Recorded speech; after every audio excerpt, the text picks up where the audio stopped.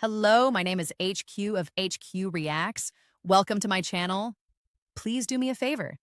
Hit the like button, share the stream, and click the notification button for new content. Thank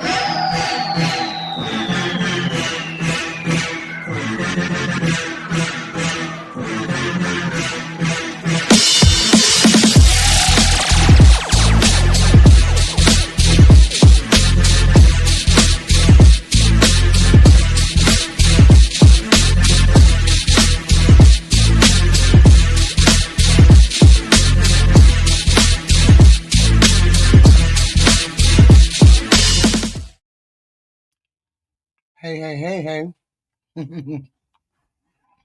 This is HQ back at it again. I knew I was going to be late or thought I would be in to do some commentary last night, but come to find out, I have bronchitis, acute bronchitis, right?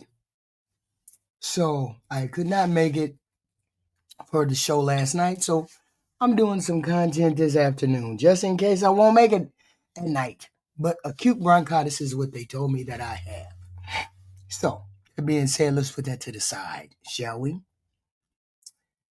This fallout from Donald Trump and the Epstein files is not going to go away. Okay? It's not going to go away. So, we're trying to figure out, what are they planning to do? Are they planning to die on the sword? Are they planning to fall down the rabbit hole with Donald Trump? What are the Republicans planning to do? Because this is a conundrum that they have. They either, you want to go down with a ship that is already flailing, because the MAGA Republicans and the regular Republicans, they've been fighting different factions of the same party, different factions of the Republican Party. Release the files, don't release files, Gaza, Jewish, regular Christian, whatever. So they have been fighting, all of them, this past couple weeks, right? So now Epstein files is right back in the front and center. So what are the Republicans going to do? Are they going to fall on the sword, or are they going to try to hide it? We don't know. So let's listen to some commentary. Maybe we can find out what the heck is going on and what direction do the Republicans plan to go. Because we did have defectors over in the House. The people over in the House, as far as I know, it was 4 people that voted to release these emails. So you got people in the House to go along with this, got 4 people to go along with this release. And then they released 23,000 or 2,300 messages, emails, and each one damning after the next, right? So we want to figure out, are these Republicans going to do what they normally do? Are they going to try to get in front of it? Or are they going to fall on the sword for Trump? I'm just trying to figure out, why are you all falling on the sword for Trump? I don't understand. What's going on? So look, as we mentioned, Congresswoman Grijalva's first act after being sworn in yesterday was to sign the bipartisan petition to release the so-called Epstein files. Members on both sides want these files released, and with her signature, that petition can now move forward in the House. Democrats cheered her on, and 2 Epstein survivors were actually in the chamber to witness the signing that they had been waiting for. Under House rules, Speaker Mike Johnson must now take mandatory action on the measure. He said yesterday, a vote on the Epstein bill, entitled the Epstein Files Transparency Act, will be brought to the floor next week. So, you over here caping for the rich pedophiles? I just want to know, because I'm not caping for no rich pedophile, Democrat or Republican. What the hell does that have to do with me? While it now looks like it will pass the House, it faces an uphill battle in the Senate. On social media yesterday, President Trump called out Republicans backing the bill, saying any lawmaker on the right supporting it was, quote, very bad or stupid, and stressed there should be no deflection to Epstein. Congressman Thomas Massey of Kentucky, the House Republican leading the charge on the bill, said he has spoken to colleagues about the vote. I've already had a couple Republicans tell my office privately that they're going to vote for it, and I think that could snowball. The deal for Republicans on this vote. Bang, here's a shebang. They can make him resign. They can make it so that he would have to resign. Either he's going to resign or he's going to be impeached. They can make it so he does that. People keep saying, he's still going to be the president. They can make him resign. Republicans can go to him and say, it's over. It's too much to hide. We can't do it. Didn't they do that same thing to one of the most powerful Republicans that was president? That was Richard Nixon. One of the most ruthless presidents that we have ever had, Nixon. And they went to him and told him, this shit is over. Trump has done more than Nixon has ever done. The Republicans, if they have a backbone, can go to Trump and say it's over. It is over. Either you resign or either you get impeached. It could be one or the other. We don't know. But it's too late to put the cat in the bag because the Republicans know this right here, you're either going to, here, it's only one way this is going to end. Hey. Hi, guys. Only one way this will end.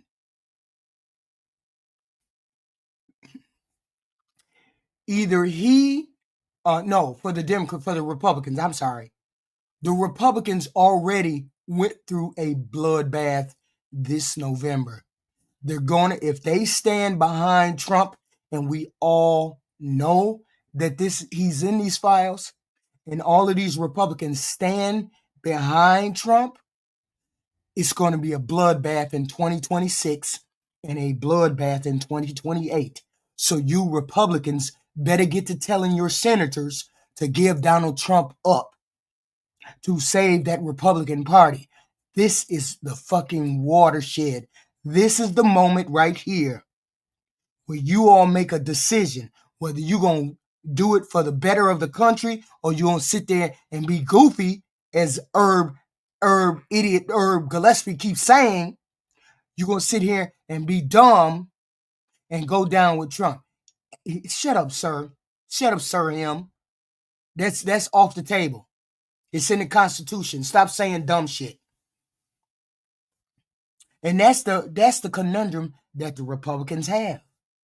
Either you go to your president and tell your president it is over, or you go to him and you say, well, you're going to be impeached because the Democrats is going to impeach you. Because when the Democrats get a hold, this right here will make the Republicans and the House Republican and the Senate Republicans lose the House and the Senate come 2026. Make them lose. BLK. Come on. I can't do no goofy shit with y'all today. You need to face the fact that your president is guilty of whatever the fuck it is in the files. Even the little emails that they gave us show his guilt. That's the release of the 3 emails that the Democrats released. The Democrats released 3 emails in which Donald Trump and Epstein admit that Donald Trump and him are friends, that Donald knew everything about it. What the fuck are you talking about? I'm gonna need you goofy MAGAs to get into the game. Your president is a pedophile. He's done. You want him to go out in disgrace, or do you want him to go out right now where we don't have to do no more. We don't have to do no more investigation. Get your ass the hell up out the White House. Yeah, sure, the White House, sure they're fake, hon. Everybody says they're fake. Yeah, sure. Sure. Stop being a zombie today. Stop being the zombies today. We got zombies in the chat, y'all. We got zombies in the chat caping for a pedophile. We got zombies in the chat caping for a pedophile, y'all. They over here calling me stupid, but they over here caping for a pedophile. Is that Trump will protect you if you vote the wrong way. In other words, if you vote to cover up for pedophiles, you've got cover. You're going to vote to cover up pedophiles. We got goofies in the chat caping for pedophiles, y'all. Here's a Republican. This is the Republican right now talking about Donald Trump need to do the right thing. In a Republican primary. But I would remind my colleagues that this vote is going to be on your record for longer than Trump is going to be president. And what are you going to do in 2028 and 2030 when you're in a debate, either with a Republican or a Democrat, and they say, how can we trust you? You covered up for a pedophile back in, 2025.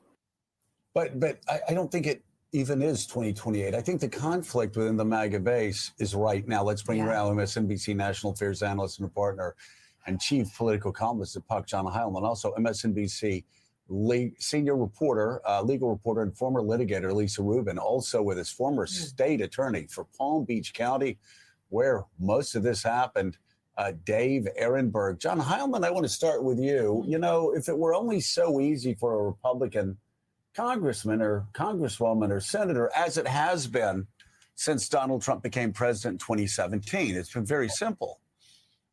Don't make the president mad. Keep the MAGA base with you. Win primaries.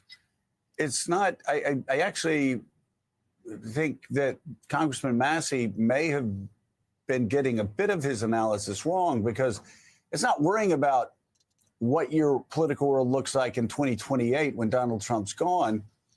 It's what it looks like now, because the MAGA base want they want these Epstein files released. So it's when you have the FBI director and the attorney general lobbying a congresswoman from Colorado, saying, get off the petition, and they do the same to Nancy Mace, and both of those members say no. You know right there that there is a deep divide in the MAGA base, and actually voting to cover this up, voting to keep what they consider and what they've considered for a decade, this conspiracy under wraps, actually ends up hurting you more with your Republican base. And that's the crazy part. You got to make up your mind as a Republican.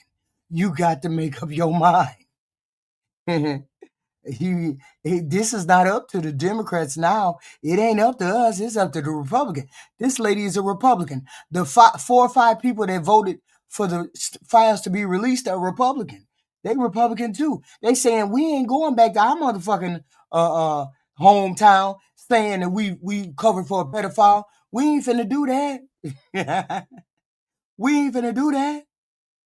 You Republicans are covering for a pedophile. He needs to be, the Republicans need to go to their president and say it's over. This is over. This sham is over. This clown shit is over. We'll deal with J.D. Vance. We'll deal with him, but you got to go. Because you're finna drag all of us down. See, it has to be the calculated risk. Because this right here, Biden didn't release it because, one, Biden didn't want to appear partisan. He didn't want to appear as though he was going after Trump. So therefore, he decided against getting them released. And 2, they had bigger fish to fry in his administration. So that's why Biden didn't release it. Had nothing to do with Biden. And anyway, shut your ass up, McNeck. We said focus on your dude. Stop focusing on other people.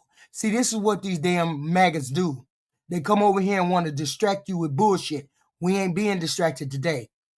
Your president is a pedophile. Stay on that. Don't get to talking about Democrats. Don't get to talking about Biden. Don't get to talking about Hunter's laptop. Don't get to talking about they eating cats and dogs in Wisconsin. What we talking about is your president is a pedophile. And only goofy people like you and Win Walker Best or anybody else that come up here talking about face claim, y'all goofy and you zombies, and you need to have yourself checked if you believe this shit. The evidence is right in front of your eyes. You got a Republican lady standing right here talking about he need to release them files, that she gonna sign in to get them files released, and she know what's in them files, and y'all goofy ass over here trying to cape. Sure I am. But your president is a pedophile, Marjorie. But your president is a pedophile. I'm gonna be real dumb today, but your president is a pedophile. Right? Well, yes, Joe, and I would say it's actually a hit in no matter which direction you look at this, right? You've got the problem, which is with the Republican base. If you're worried about getting primaried, on the other side, you've got a general electorate where the polling is overwhelmingly in favor of releasing the Epstein files. You were talking before about good gets better and bad gets worse, right? Right. And how things build on each other. If you think about what the message of the off-year elections were, they've scared Republicans, rightly so, everywhere about the way that things are going for them, about all those counties that are shifting into the blue, about the overwhelming kind of up and down, coast to coast Democratic repudiation of Republicans in those off-year elections. Now, think about the United States Senate, where if the House does pass this vote to force the release of the Epstein files, it moves to the Senate, where I believe that the filibuster won't be in play. It'll be a straight up down majority vote. You got 13 sitting Republican senators running for re-election in 2026. And all of them are going to lose their seat. List of those people. How many? And all of them are going to lose their seat if they stand behind not releasing those files. All of them are going to lose their seat for standing by Donald Trump if they don't grow some balls. Yeah, that's the whole point. They got to grow some balls. They don't want to grow some balls. Y'all hit the like button, subscribe button, share button, do all those good things, please and thank you. Hit the like button. They're going to lose their seats. This is the thing. You got to decide. Whether you want to lose your seat in 2026 or you want to live to fight another day. Because surely you covering up this Epstein stuff and the Epstein stuff becomes worse, they going to know that you are the senator that covered up for a pedophile. And I don't care how you slice it. Most people don't like pedophiles. Many of those people want to take a vote against not just the Republican base, but also about. They didn't release the files, Win Walker. They released emails. The files contain video and audio. They haven't released those. They've only, that's why they still have a vote to release some things. They've only released the emails. The files are worse. And where the MAGA base increasingly is also, I don't really see it. Yeah. Well, I mean, the MAGA base has been there. Like, MAGA base has been pushing this for a decade. The MAGA base has been saying that the powers that be, is like the deep state, has been protecting rich, powerful men who are pedophiles. These are rich, powerful men. These are rich, and yes, they've been trying to get them released for just that long. Biden didn't care to release them. He never even thought about it. And the reason why they didn't access them, some of them were at the DOJ and whatnot, and they were still under investigation. And you can't really access those when they're under investigation. And the fact that Biden didn't want to appear partisan, so therefore he didn't ask for the files to get released. But he could have had them released if he would have waited a little bit longer. And this is an albatross around the Republicans' neck. You're going down in flames if you don't make the right decision. And release the documents. That's all we've heard. Remember, Pam Bondi called the right-wing influencers over and gave them notebooks with very little inside of them, binders with very little inside of them. So it is a central issue for them. But you bring up a great point. We're all focused on the House because that's where. Hey, everybody. I'm a member of the House. If they're conspiracy theorists, chances are good they swirl around in the backbenches of the House. But you bring up a great point. You've got senators that are going to be running, Republican senators that are going to be running. And I've seen it firsthand. The things that you think should break through to the American people don't break through. During Bill Clinton's term, there were a lot of things that I thought should break through that didn't break through. And then it was a personal a situation, let's just say, that broke through. And I was thinking, wait. Trump is already incriminated. We don't need to incriminate Trump. Trump is already incriminated. He's already there. He's already admitted that he was there. Epstein admitted he was there. The emails say he knew what was going on. The email said he knew what was going on. Oh, nobody's going to stop. You can forget that, Pat Paulson. Nobody's going to stop. We already know he's in the files. Everybody knows he's in the files. Okay, they're going to impeach him for this, but they were okay with like missile cells to China that like everybody in the DOD said he should never do. But you never know what's going to break through. This is one of those things that break through. And so if this is the Republicans talking about this is what breaks through. We know what's breaking through. It is what it is. The Republicans have a choice to make. They can't go home. Okay? They can't go home to their constituents because they almost got their ass cooked when they went home trying to sell the big beautiful bill. So when they try to go home and sell the big beautiful bill, they cooked that ass. They cooked most of their ass. Okay? So they're going to try to go home and sell the fact that they decided that they weren't going to let them release files against a pedophile. It's going to be it's going to be a bloodbath in 2026. And here's the thing. Do you want to win elections or you want to go down with the ship behind Trump? Yeah, that's what all these MAGAs in here trying to say, Peter. They trying to say that we can't believe our lying eyes. We can't believe nothing. It's a Democratic hoax. Cause Donald Trump is the king of the gaslighters. And they believe anything he said. Y'all, you zombies really got to get it together. You MAGAs are zombies. When I call y'all zombies, this is what I mean. Every last one of you came in here defending him, calling me a liar. Every last one of y'all came in the door talking about, she's a liar. Don't believe a liar. You don't have to believe me. Go read the transcripts. Go read the emails. Do whatever you got to do. But don't come in here with the zombie shit. Don't come in here with the zombie shit. Because we all know what the fucking emails say. If you're a Republican senator and you blind, but we ain't. Most of us ain't. You might be blind, but we ain't. You're sitting fairly comfortably. Maybe you think you're going to win easily, or by 3 or 4. I'm skipping you zombies comments because ain't no sense in responding to zombies. Why the hell would I respond to zombies? You want your comment read? Put it in the super chat. You don't want it read? Then you won't get your super chat. You won't get your comment read. 4 or 5 points. You just saw what happened last week. The massive wave elections coast to coast. You saw what happened in even Bucks County, the swingiest swing county in America, practically. You'd have to be pretty stupid to say, oh, you know what? I'm going to be on the side of covering up the Epstein files. Of course. Wait a minute. Hold on, Joe. Hey, Joe, we got some zombies in the chat, in my chat, trying to cover up for the pedophile. We got some in my chat trying to cover up for the pedophile. Of course, you're going to have goofies like this. I think you're right.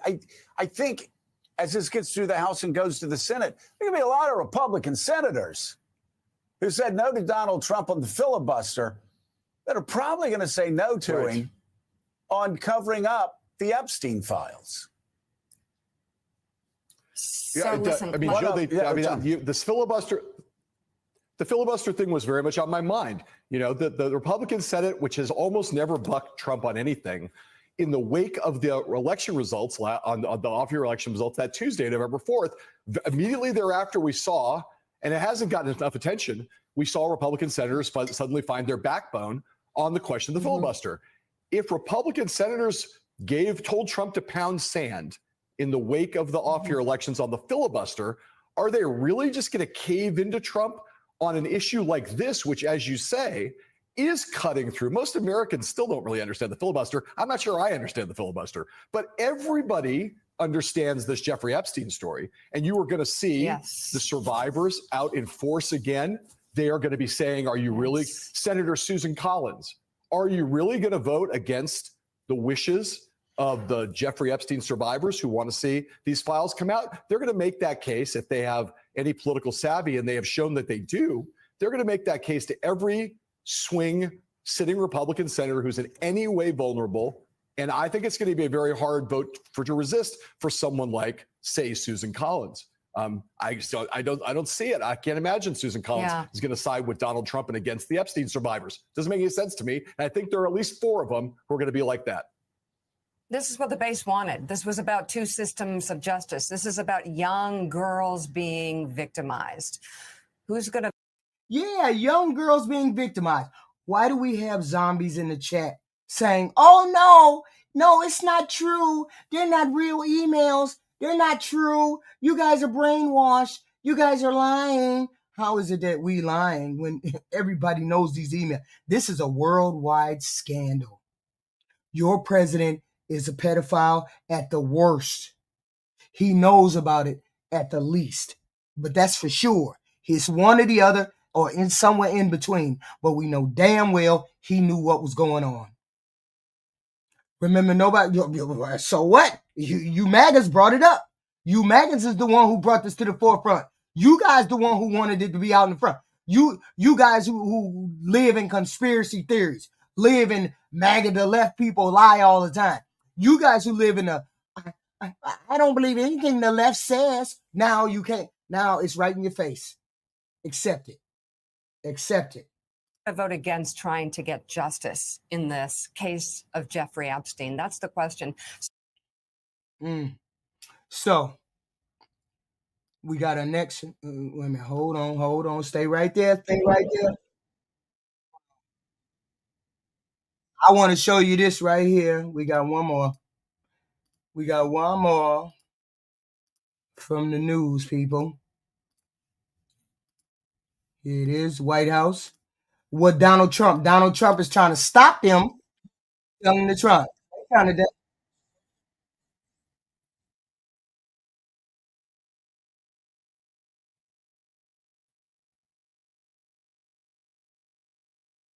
Hold on. Here we go. Breaking news this morning: after 43 days, the longest shutdown in U.S. history, finally over. President Trump signing the bill to reopen the government late last night after it was passed by the House. But as Washington turns a page on that battle, new fallout is looming over the White House from the newly released trove of documents in the Jeffrey Epstein investigation. Among the files, See, that's the problem with you, Democrat. That's the problem with you, Republicans. You're always worried about the culture war. You're never worried about moving the country forward. You're always hating on gays and trans and blacks and immigrants and immigration. You never want to push your country forward. You're always worried about culture wars. Who did what, when, and why, instead of worrying about your president getting us into wars.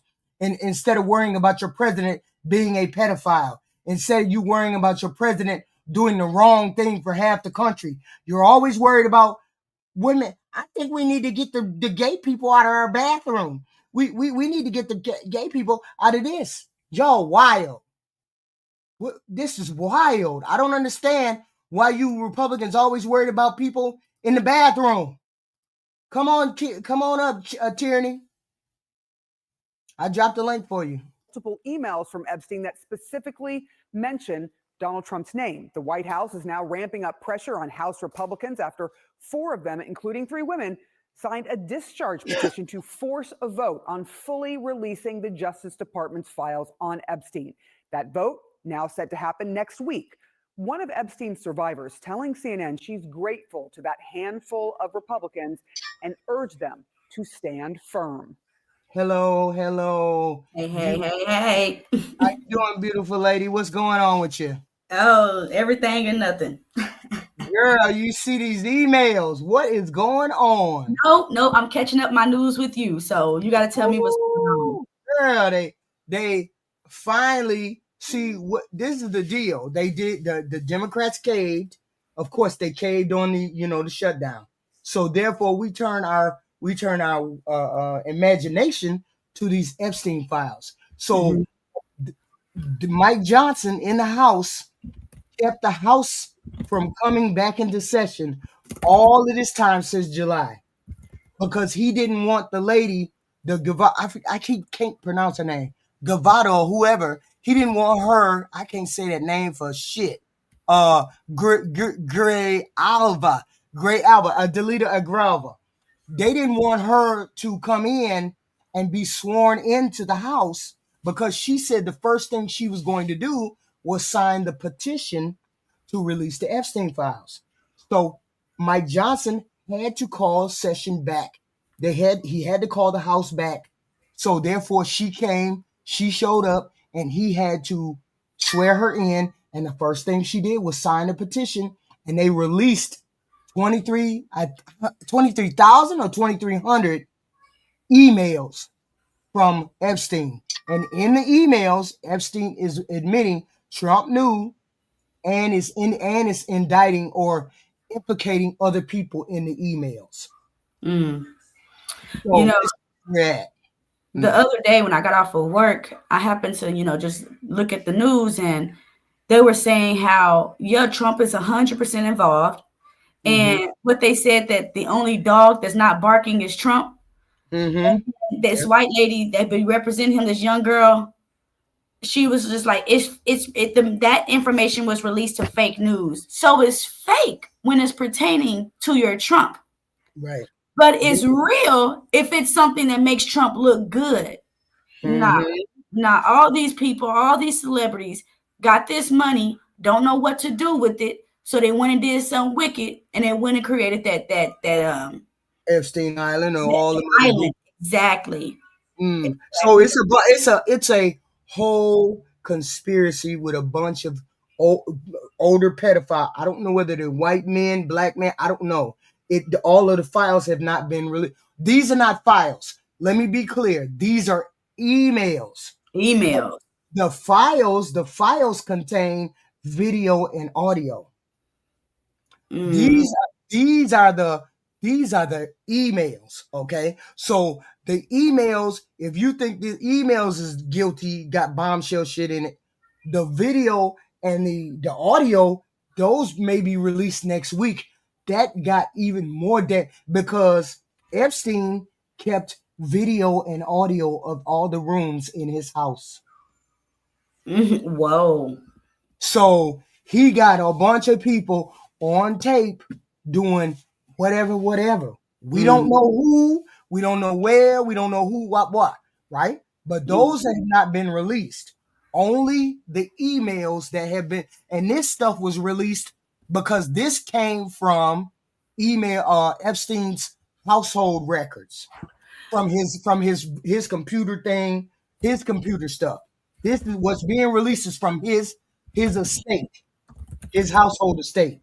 The files are the things from the DOJ, the FBI, from all the investigations. That's the files. We haven't seen those yet. Because I know for sure, when he first got into office, right, he signed to release Martin Luther King files, and then someone, or JFK, but why not Epstein? Because you know that you're guilty in there. That's why. That would be crazy. Would it not be crazy why you didn't get ahead of this when you were the president back then? Why didn't you get ahead of it? That's the whole thing. Epstein went to jail when he became president. He died in 2019, right? So Epstein went to jail, and he was, I don't want to say they gave him a dirt nap, or he did himself in. We don't know right now. We don't know what happened to Epstein. Now it's becoming more clear that Epstein, from the emails, it's becoming more clear that Epstein knew a lot about Donald Trump and his household running and his household, the inner workings of Donald Trump's household. He knew a lot about Donald Trump, and Donald Trump knew a lot about him. So people keep saying, "Oh, we don't know. He doesn't really know." No, he's lying to the American public. That's what's happening. He's lying. So we're going to expose him. So every day we're gonna have a conversation. So for now, what has happened is the emails have been released. The emails from Epstein's estate have been released, not the files. We're waiting to get the files released. But my question is this: the Republicans, they got the petition. They got the petition going around in the House to get the files released. Now the Republicans in the Senate have to vote to release the files. So it has to be both sides. The Republicans on the Senate and the Republicans in the House of Rep. House of Rep already done signed theirs. So But what is releasing these files going to do? Releasing the files they're going to prove. See, people don't believe the emails. People don't believe the emails. The whole point is this: are you going to be a protector of the pedophile, or are you going to stand on principle and do the right thing for the American people? That's the whole thing. To do this for the right thing for the American people is to release we're probably never going to see them. It's going to be the Republicans in House, and maybe some choice few people may see it. But they have to make the determination as to whether they're going to keep him as their president or impeach him or make him leave. Now, see, look, check this out, HQ. Mm-hmm.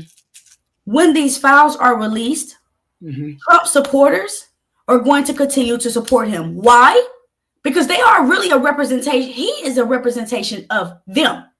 All of these people that is voting for Trump, voting for him because he represents him. So when these things are released, they're really afraid of themselves being shown. See, one thing about Trump is that the racism grew rapidly once he got in office, because his real support, the real racist people was able to come out and say, yeah, this is our guy. He represents us. He represents everything we feel. So let's go for him. When these files and emails show that Trump is a pedo, come on, man. Why wouldn't he be? This with as much rich and wealth that Trump has and always have had, there's only evil that comes along with that. So when all this stuff is released about their Lord and Savior Trump, it's just really going to show who these people really are that voted for him. And all the people in the comments are saying that you're lying, you're not telling the truth. It's because we're really exposing y'all. That's what it's really exposing, the true so-called Americans, that most Americans are racist and pedophiles. See, the thing is, Tierney, they knew he wasn't shit when they voted for him. They just didn't want to vote for Pamela. They just didn't want to vote for a woman, or they just didn't want to vote for the trans area or the pedophile or whatever. It was some reason why they didn't want to vote for her, even though he had a worse record than that black woman. He had a worse record. Now here, once he gets exposed for this is a better case scenario. He may or may not be a pedo. We don't know until the files are released, right? But the thing is, he knew about it though. He knew about it because it says it in these emails that just got released. It says that he knew about what Epstein was doing. So does that make you just as guilty as Epstein? Because you knew, and the women were being recruited from Mar-a-Lago. Yep. Trump's house. Don't that make you just as worse as him? 100%. It up. 100%. They were friends. Right. They were friends. I'm not hanging around company that I can't relate to. Thank you. They were friends. Yeah, and I don't want to be doing the stuff that you doing, and I'm gonna tell you I'm not doing it, and you got to get lost because I'm not doing it with you, right? So he knew, and he knew that they were recruiting the women from his Mar-a-Lago, from his place, right? And then so he knew not only was it Epstein doing this stuff, he knew it was other rich men doing this stuff. Of course. So it's either he's covering up for the other rich men too, but he was also in on the sick stuff too. He was also there. So Yeah. we won't know until they release the files. These But are even with the files, HQ, this is America. And this is why other countries make fun of us. Yep. Because no matter how much truth is in our face, you have Trump supporters that's going to say, that's a lie. Oh, well, you know, man, this man is draining this country. He's going to put us to the ground, but people are still going to support the ignorance. right. They're Right. still going to support the ignorance. So wait a minute. Let's listen to this. Or let's listen to this. See, what are the Republicans gonna do? That's the question. I think that there's just such a broader message that for those women, particularly Marjorie Taylor Greene, Boebert, and Mace, I think they are really standing up for women everywhere. And they're saying, they're throwing down the gauntlet of what is acceptable in society. And new this morning, new CNN exclusive reporting on Ghislaine Maxwell, Epstein's longtime associate and now convicted sex trafficker, and her life behind bars. Sources telling CNN she now gets special privileges, including private use of the chaplain's office for visitors, the warden personally helping her send emails, and yes, even unlimited toilet paper. CNN. And she has a pet dog in the prison. She gets phone calls, unlimited phone calls. She gets whatever food that she wants to eat. She has privileges. She's in a minimum. See, take this into account. So this is how I know Trump knew and he knows everything. You know how I know? Because she is serving a 20-year sentence, Tierney. They do not put people who have long sentences in prisons where only short-term prisoners are. They put the short-term, she's in a minimum security prison. That's short-term prison term for people who got a year, two, and they're about to get out. She's in a short-term prison facility, not a maximum facility. So she's getting good treatment. She has an animal in there. She feeds him. She can talk on the phone, get on the internet, do whatever she wants to do. She's just locked behind bars. You hear me, Tierney? Exactly. Mm-hmm. That's crazy, right? Yes, and if we're letting Trump get away with this, or we're giving Maxwell certain prison privileges, then what the hell is P. Diddy in jail for? Let's just be honest. What the hell is this man in prison for if he was doing the same thing as Epstein and Trump and Maxwell? They all were having parties and doing all of that stuff together. They were doing that stuff together. Trump wants P. Diddy to pay more money to get out of. He said it. He said he don't have enough money for pardon, which means Trump is paying for pardons. He is paying for play. That is what is going on with Donald Trump. He wants P. Diddy to pay more. That's all. And then P. Diddy would be able to get out of jail because they were all doing the same thing. All of them doing the same thing. Let's finish listening. And Elena Treen is at the White House with the very latest on this morning. What are you learning? Yeah, look, Sarah, yesterday was a dizzying day of political intrigue, and it really cast a dark cloud over Republican hopes of claiming victory over the government shutdown and passing that bill to reopen the government. Now, the president, of course, signed that bill last night, but it finished off a day that brought new urgency to this issue that he has tried repeatedly, as well as has his team, to try and shrug off, but he just can't shake it. It's an issue that keeps coming back and bringing new information every time it does. And of course, there was those new emails from Jeffrey Epstein. He said he don't know this woman. This is what Trump tried to pretend like they wasn't good friends. Look at this picture. Is just a liar.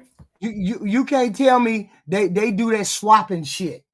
You know what I'm saying? Mm-hmm. They do that swapping shit. So you can't tell me they wasn't doing the swapping shit. Mm-hmm. But they looked like they was doing this crazy shit right here. And they were doing all that wild shit together, including P. Diddy. Epstein's private estate over the last 15 years that mentioned the president by name. And ever since then, ever since those were released, the White House has really been in damage control mode. And my colleagues and I broke yesterday that part of that was. Here's a goofy thing I can't get past.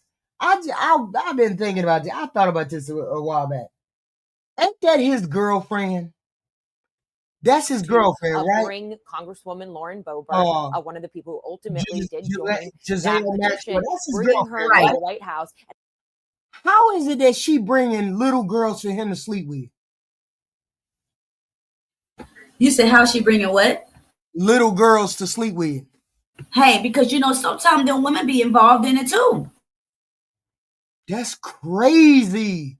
They must have been doing things too, but we ain't talked about that, now have we? Ain't that the president? Ain't that the first lady standing right next to Trump? Ain't that the first lady right there? Yes, it is. So you telling me the first lady didn't know what was going on? Mm-hmm. She was right there along with her. Not just coming to the White House, but bringing her to the Situation Room. Look what that email said. One of the emails said that. I know how dirty Donald is.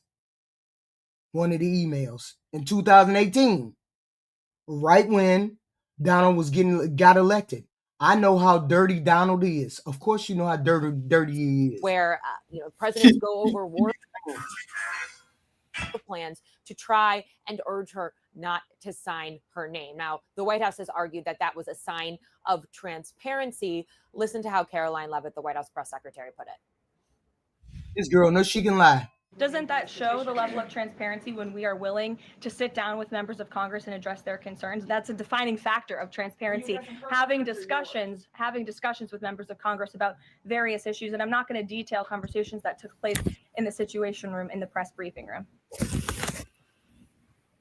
Now, look, despite that meeting and also the president's efforts to try and get the Republican Congresswoman Nancy Mace on the phone as well, it was an unsuccessful effort.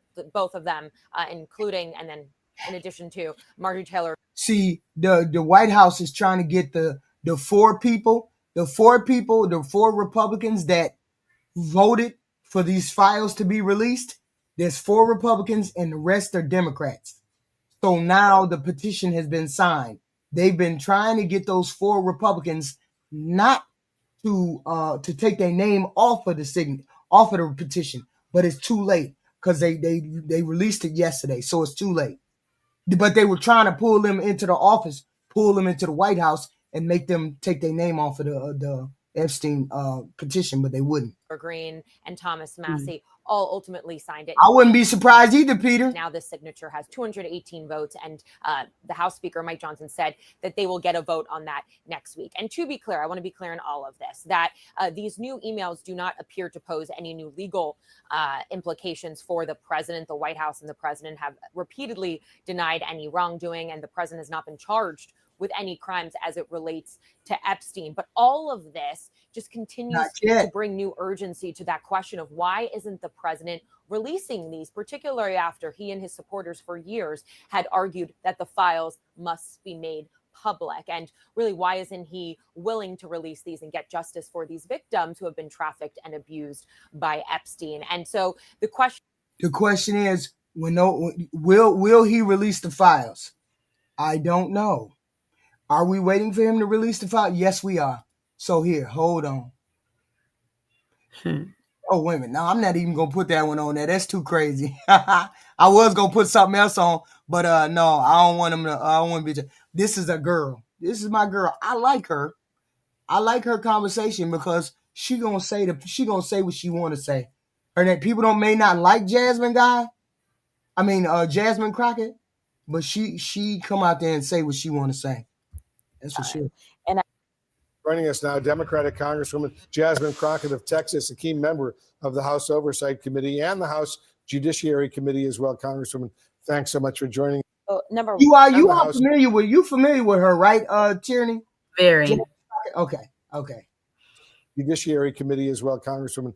Thanks so much. Yes, you all make sure you hit the like button, subscribe button over there at Tierney's channel over here at HQ Reacts. Hit the like, share, and subscribe, please, and thank you. Much for joining us. What stands out to you from these emails that were publicly released by the committee today? Yeah, so number one, it is clear that he knew what was going on, which I think that he's kind of alluded to that at some point in time, because the president said that he was trying to kick Ghislaine out of Mar-a-Lago because it seems like that's where girls were being recruited from based on information that we have. But more importantly is that he was having conversation, he being Jeffrey Epstein, with Michael Wolff, who is writing this book or trying to put together this book. And in real time, as Trump is running for his first presidential run, we hear or we see that he made it clear that he believes that he has leverage over Trump. And he said that a Trump regime would basically open up, this is me paraphrasing, this is not exactly what he said, but basically it'd be a free for all. And as we've seen, especially in this second term, it's been a free for all where Trump has absolutely pardoned some folk that we know are terrible, and we are waiting on him to pardon Ghislaine Maxwell. I think that that's coming up soon too. Okay, hold on. Okay. There you So go. my question that I was thinking to myself was, why did they kill Epstein? We don't know. We don't know whether that's the truth. Allegedly. Say allegedly. It's in Tyranny's world, okay. I feel as though they might have, it was foul play. And then with what she just said, that if Trump was to become president, it would be a free for all. Do whatever you want. Do what thou wilt. It's just the whole of the law, says Aleister Crowley. So Trump dead to rights. He had him dead to rights. Yes, I feel that if Trump would have became president during Epstein living, then Epstein would have blew the roof off of a lot.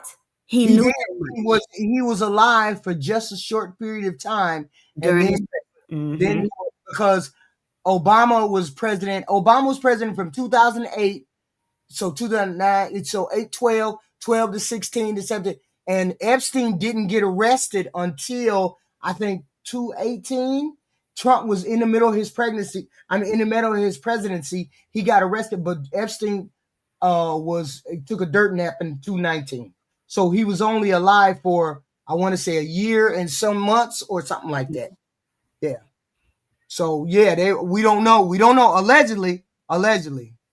Yeah, Congresswoman, let's take a closer look at that email from Epstein where he writes to the author Michael Wolff saying this, and it's a direct quote, redacted victim, the name was redacted. Mar-a-Lago, Trump said he'd asked me to resign, never a member ever. Of course, he knew about the girls as he asked Ghislaine to stop. See, right there. Trump knew about the girls as he asked Ghislaine to stop. Stop what? Stop coming to Mar-a-Lago and taking his girls. Wow. Obviously, we don't have that's what that means. The full context here, but I'm curious, how do you read this specific email and what it means? Yeah, I think that it is showing that he was. Ain't this reminding you of R. Kelly? Listen, how are these little girls even getting to this house? Their parents must be putting them up for sale. This is the hypocrisy. So we done locked R. Kelly up for doing the same thing that Trump is doing at Mar-a-Lago? Told you they all we're mad at Epstein for doing the same thing that P did. Look, so listen to this. Listen to this. What color are Diddy and R. Kelly? Exactly. The same thing. Exactly. But you didn't see none of them going to jail for it, now did you? Okay. We get the book thrown at us. They get news coverage and chances and a voting. Right. There you go. That's the whole point. There you go with that two-way street. One for black people, one for white people. Even this right here. Okay. Well aware, and he was trying to cover his tracks at that point in time. And I think that that's what you saw from Jeffrey. Obviously, it'd be better if we could talk to Jeffrey today. But it was very interesting that ultimately Jeffrey Epstein died sitting in prison during Trump's administration. Right. We had on Representative Marlon Stutzman earlier. He's a Republican, and he tried to make the case that President Trump is the most investigated person in the world, and he has not been accused of any criminal wrongdoing here. What do you make of that? Listen, they will do and say anything to cover themselves. You know, I will admit that Donald Trump has been investigated more than the normal, but he just happens to be more corrupt and more criminal than any other president than we've had. I will point out he is the only president who has been convicted of 34 felony convictions that we've ever had in the Oval Office. So ain't that wild? Ain't that wild? See, here's the thing. This is my thought. Now this is becoming exposed. So are the Republicans going to go down as supporting a pedophile?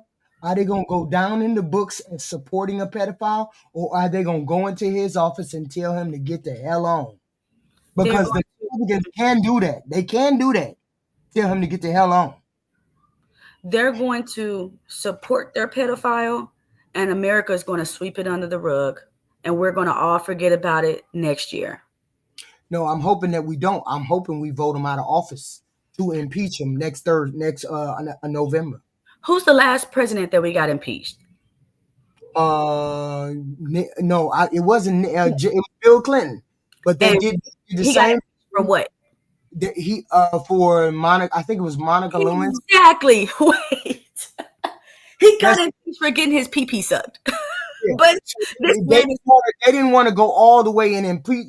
He got the same thing as he got once. They did it once to him. He got the same avenue as Trump did the first time. Trump got impeached in the House, but he didn't get convicted in the Senate.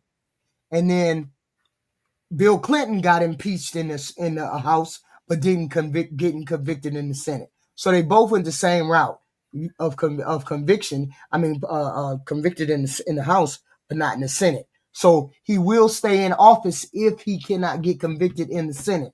This is what we're hoping. Crazy. Yeah. And they still have it. He'll still have his job. That's wild. They gotta, this is what the Republicans don't understand. You got the opportunity to get rid of him right now. You have the opportunity to get rid of him right now. But his money, he's so powerful. He's so powerful, they're afraid of him. So they literally have a dictator over them. They're if he finds out that one of them went against him, it's over. It's over for them. So good luck with us getting this man up out of the office, especially if we're depending on his party to do so. Yeah, but the thing is, we want the Republican Party to be right along with him to impeach him. We want them to vote to impeach him too. Yeah. We want him to get impeached by them too, not just the Democrats. I don't know how that's going to happen. While we don't know exactly what crimes he may or may not have committed. You said what? I said, I'll see you later. I got to get out of here. Okay, honey. Okay. Come back if you want to. Okay. Okay. Bye. Just think of it this way. If you know that you didn't do anything, then why is it that you would be twisting members of your own party's arms, trying to get them not to release it? This would be exonerating. If you know that you are free and clear, then why not say, you know what, release the files? In fact, he campaigned on releasing the files because he didn't realize that anything that he was involved in whatsoever was involved in the files. But let me tell you something. Another thing that was said in that other email. Okay. I'm sorry. I didn't look up. I knew it was something. I knew it wasn't Monica Lewinsky. Bill Clinton got impeached because he lied to I think he lied to the House of Representatives, or he lied to Congress, or he lied to somebody. And he was impeached for perjury, and he was impeached for obstruction of justice when they tried to find out about him doing the misleading statements and whatnot. He was impeached in the House, but he wasn't removed from office. They may have, I don't know whether they tried him. They held a trial, but he was acquitted. Okay. So he lied on the earth about the affair with Monica Lewinsky, not because of Monica Lewinsky, but because he lied about the affair. Okay. That he had with Michael Wolff was he was talking about if he wants to basically play hardball, we will make mention of the fact that he really has been on the plane. And I don't remember if it mentioned the That's what I said. I said the same thing happened to Trump. island. Let's actually put that email up just so our viewers can fully understand what it says. I just hope the control room can put this email up. It says, I think you should let him hang himself. And this is in response to a question of whether CNN would plan to ask Trump in a town hall about the relationship with Epstein. Epstein said, how do we craft an answer for him? And Michael Wolff says in this email, I think you should let him hang himself. If he says he hasn't been on the plane or to the House, then that gives you a valuable PR and political currency. You can hang him in a way that potentially generates a positive benefit for you. Or if it really looks like he could win, you could save him, generating a debt. Of course, it is possible that when asked, he'll say Jeffrey is a great guy and has gotten a raw deal and is a victim of political correctness. But the thing is, they're going to hang themselves. The Republicans are going to hang themselves. Otherwise, they're going to give Trump up. That's the whole point. The whole point is the fallout as to what the Republicans are going to do. But my overall take on it is the Republicans cannot go home. They cannot go home and sell this to the base. They have a base. Don't get me wrong. Regular Republicans have a base. They have a base of MAGA and regular Republicans. But they also have regular base in which there's people like me that want an explanation as to why the senators are trying to not vote on it or trying to avoid the vote. So I was like, okay, I know they can't go home. They can't go home because of first of all, they couldn't go home because of the big, beautiful bill. The big, beautiful bill is what really burnt them up. But now you got this on top of the big, beautiful bill. You have this on top of the big, beautiful bill.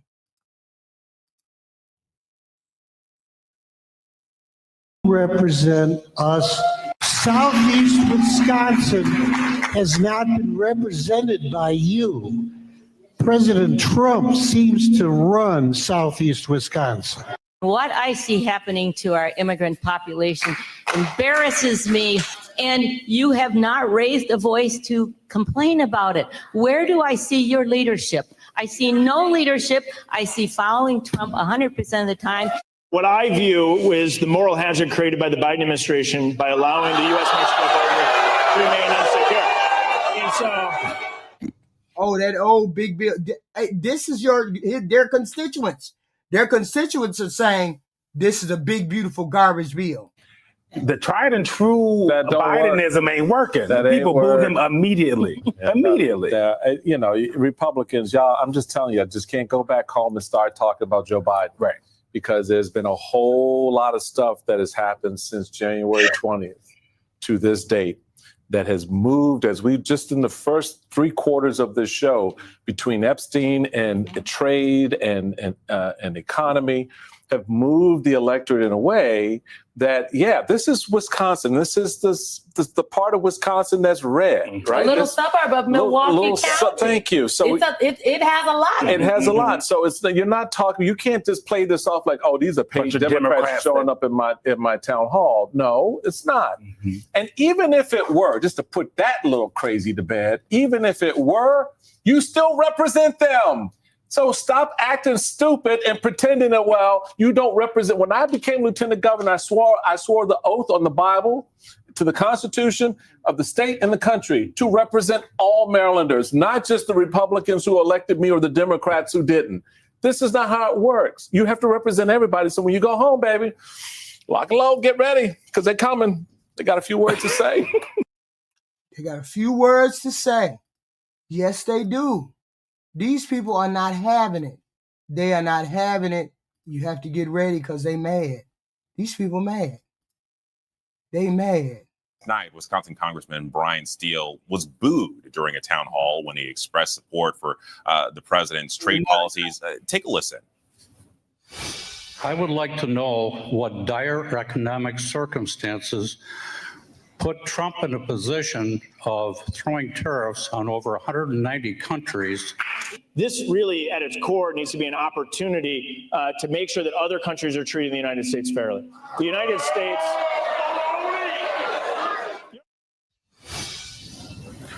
They ain't trying to hear you. And with this, They're not trying to hear any of that. They ain't trying to hear nothing you got to say. Every town hall he go to, he get booed. Every town hall they go to, they get booed. What's going on? As he tries to sell his constituents on President Trump's agenda. The Nebraska Republican getting an earful for his support of Trump's massive tax and spending bill. There's been a lot of misinformation out there about the bill.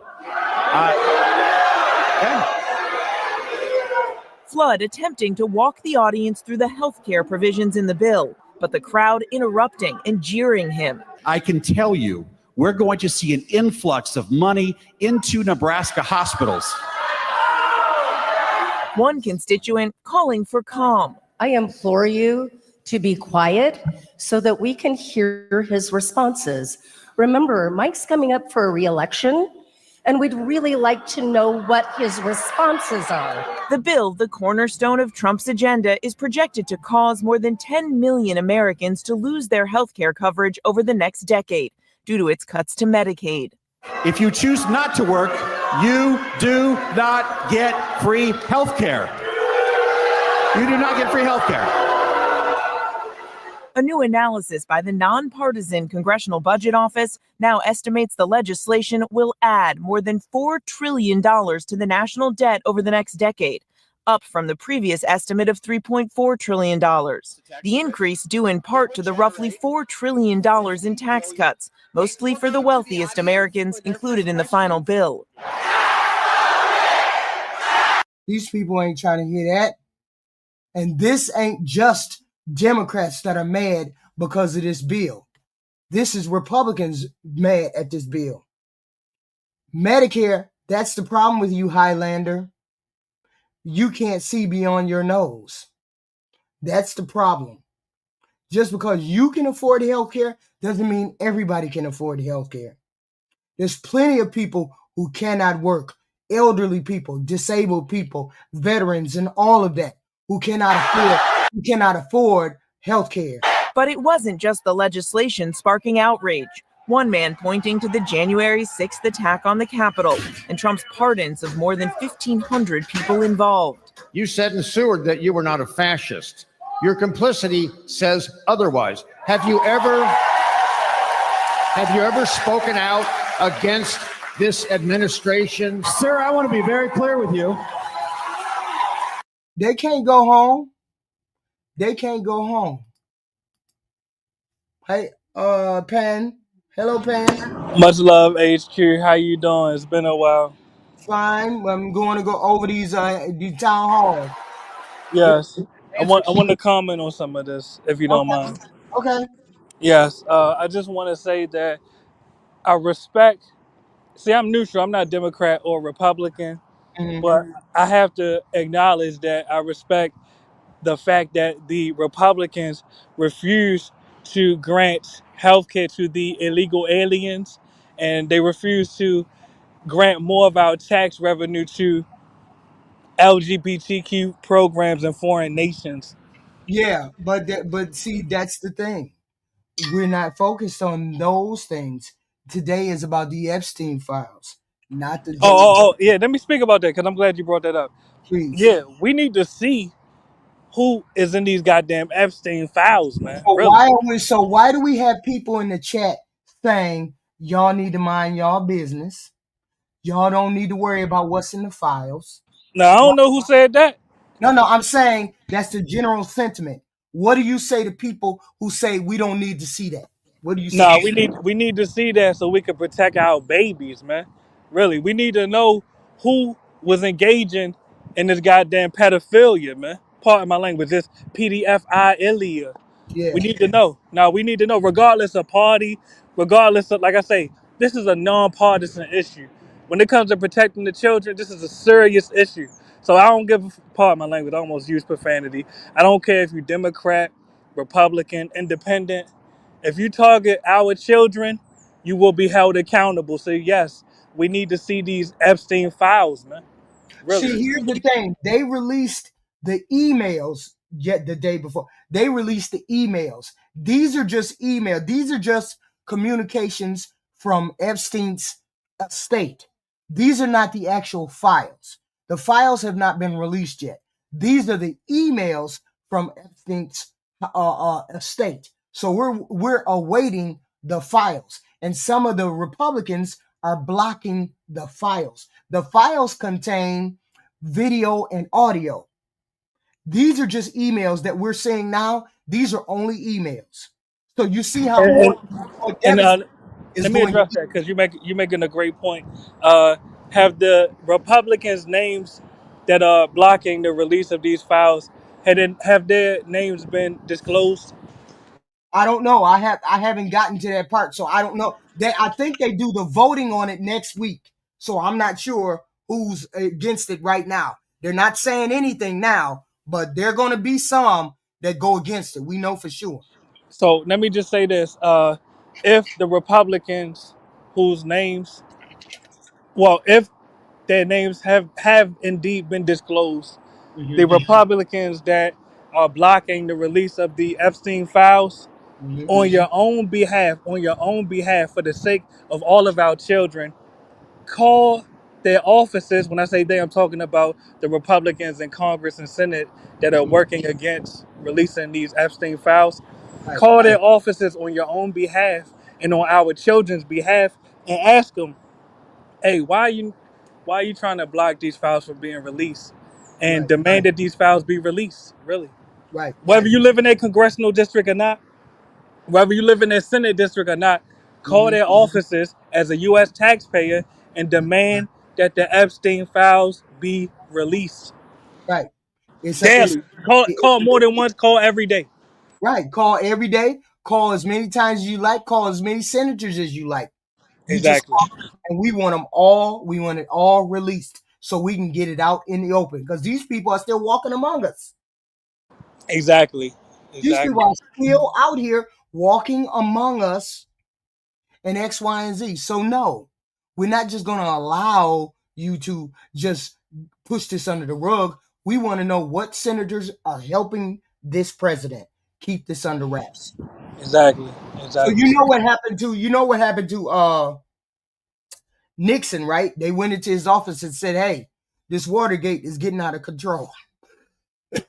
You got to go," right? No, I'm definitely familiar with the Watergate scandal for sure. So my thing is, why they can't do the same thing with Trump? Tell him this thing got way past what you are. You are making a distraction for the White House. You are making it too toxic to be the president. Nobody respects you. Nobody is going to respect you. You need to resign.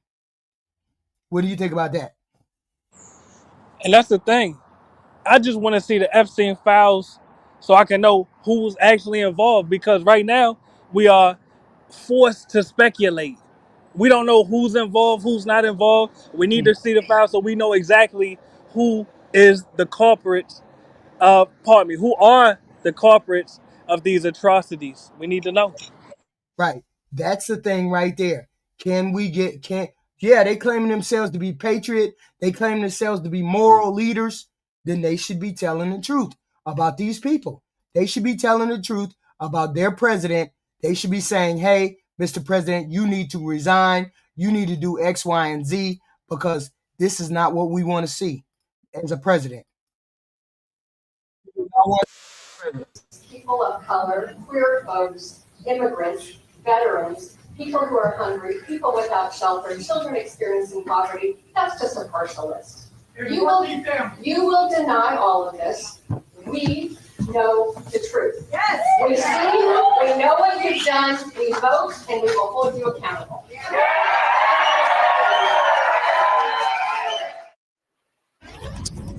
Hi again, everyone. It's 5 o'clock in the East. Accountability, a critical aspect of American democracy.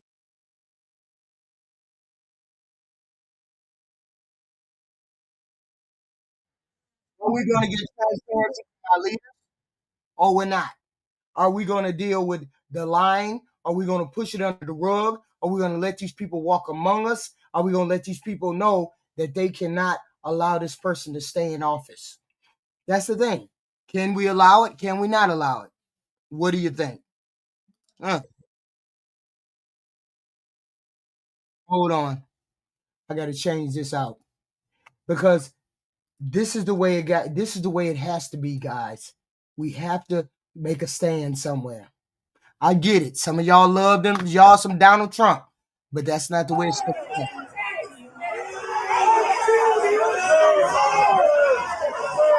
A top Republican congresswoman basically booed off the stage. That's in her own district, so she won enough votes as a Republican, but apparently is having trouble holding on to support. That was a very real illustration. There were protesters, signs calling her a sellout to Trump, and people saying she needs to go away. Well, Elise has not shown up in our district in months and months. She won't hold a town hall. She won't take questions. She's never at her office. I don't think this is about Democrats versus Republicans or anything. We're all represented by Stefanik.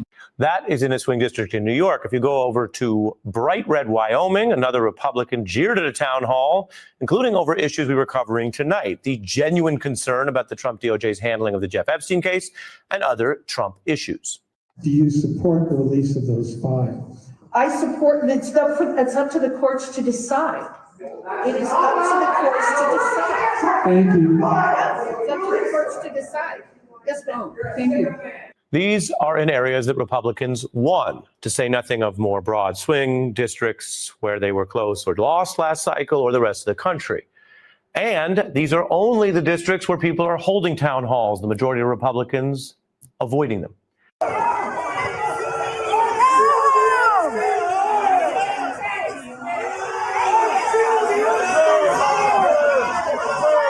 A top Republican congresswoman basically booed off the stage. That's in her own district, so she won enough votes. We gonna do the brother. What's his name? He went.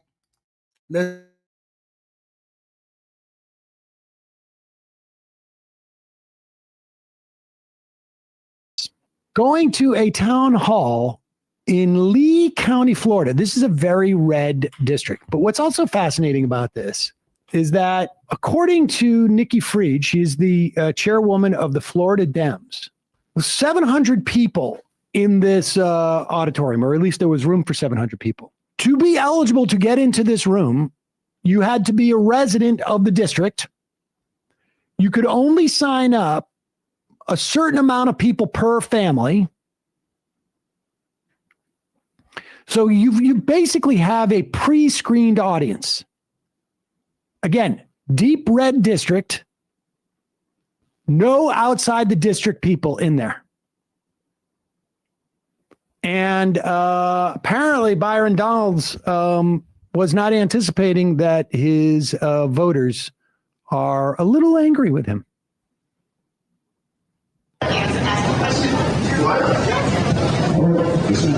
Do you approve Elon and Doge invading our Social Security files? All right, pause it for a second. The question was, do you approve of Doge and Elon Musk invading our Social Security files? Elon and Doge invading our Social Security files.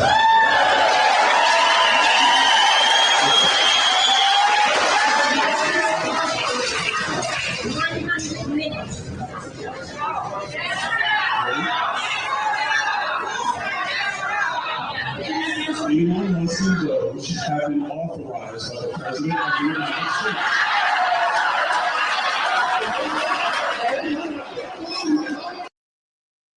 See, the problem is the Republicans seem to think everybody is stupid and the gaslighting works. They think the gaslighting works on us liberals. The gaslighting don't work on us liberals. And when you talk in front of the camera, we know that you're lying when you're talking in front of the camera. Are you ready? You ready to know how to do it? The previous person, President Biden. So you don't need to hear the full story. You don't need the full story. Allow me to educate and bring you the full story. They're not listening to the thing he got to say. But that's their problem. That is what they did. This is the baby. This is the monster that you screwed the legs on and then decided that this is what you were going to share with the world. This particular Mace kicked off her bid for governor of South Carolina with a town hall in Myrtle Beach. This was last night. And she was met with a friendly audience as she sought to align herself with President Trump's policies, saying she is prepared to be a, quote, super MAGA governor, and says she will be like Trump in high heels, in her words. It's still not clear if she has won the president's endorsement, though. CBS News congressional reporter Torian Small joins us now with all this. Torian, great to see you. Mace is, as you know, joining a very crowded candidate pool. Let's see. For this crowded race, as you mentioned, about 5 notable.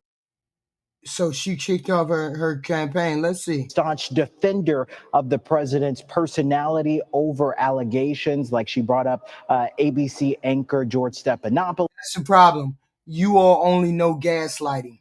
Republicans only know gaslighting because they got an electorate whose IQ is not above 70. So when your IQ is not above 70 and that's your electorate, then they believe everything you say. We don't believe everything people say, and most of our tent is nuanced. Okay, there's nothing nuanced about the MAGAs. There's nothing nuanced. You believe everything you hear. This is the last one that I got. No, this is not the last one. This is the one thing we had been waiting for. We had been waiting for this. People have been waiting days for this. Let's look at it.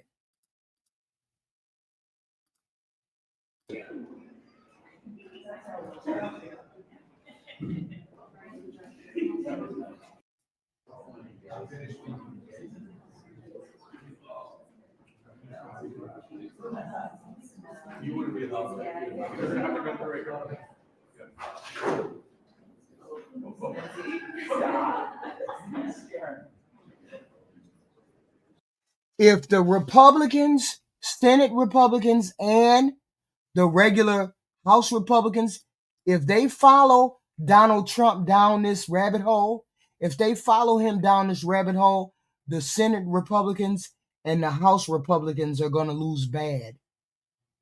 If they follow him down this rabbit hole, they're going to lose bad. That's the problem.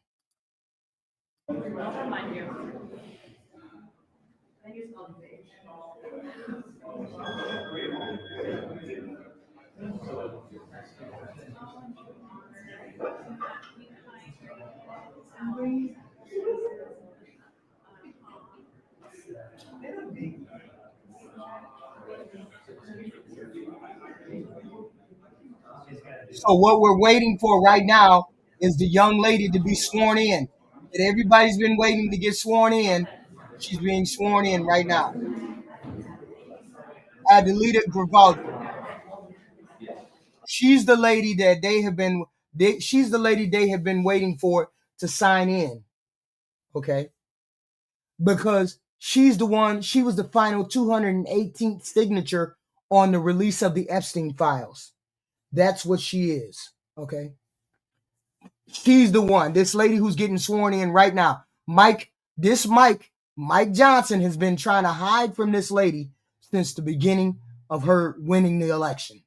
If the Republican Senate and the Republican Democrats, Republican House follow Donald Trump down this rabbit hole, they're going to lose badly in the midterms. And we might take the Senate and we might take the House. All of it is in play now because if you stand behind a pedophile, you're going to go lose your seat. This young lady right here has been waiting 40 plus days to be sworn in. He should have sworn her in within a week, but he tried to hold it off because he knew she was going to sign the Epstein files petition. And the minute she did this, she went right into the other room and signed the other petition. Oh, everybody cares, Fred. I'm sorry. You might not care, but everybody else cares. I like this. Okay, there you go. Perfect. Yeah, okay, sir. You can Okay, find it. so we'll do this. We're going to raise your right Oh, hand. just a little bit. Thank you. Okay, so we pose. For posing.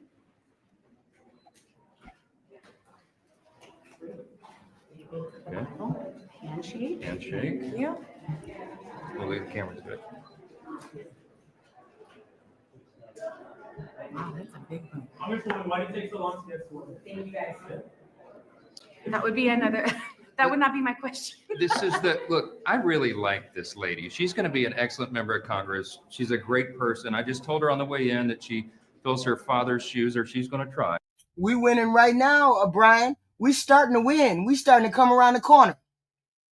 Here's the thing. The Democrats don't have a solid message. They don't have a solid leader.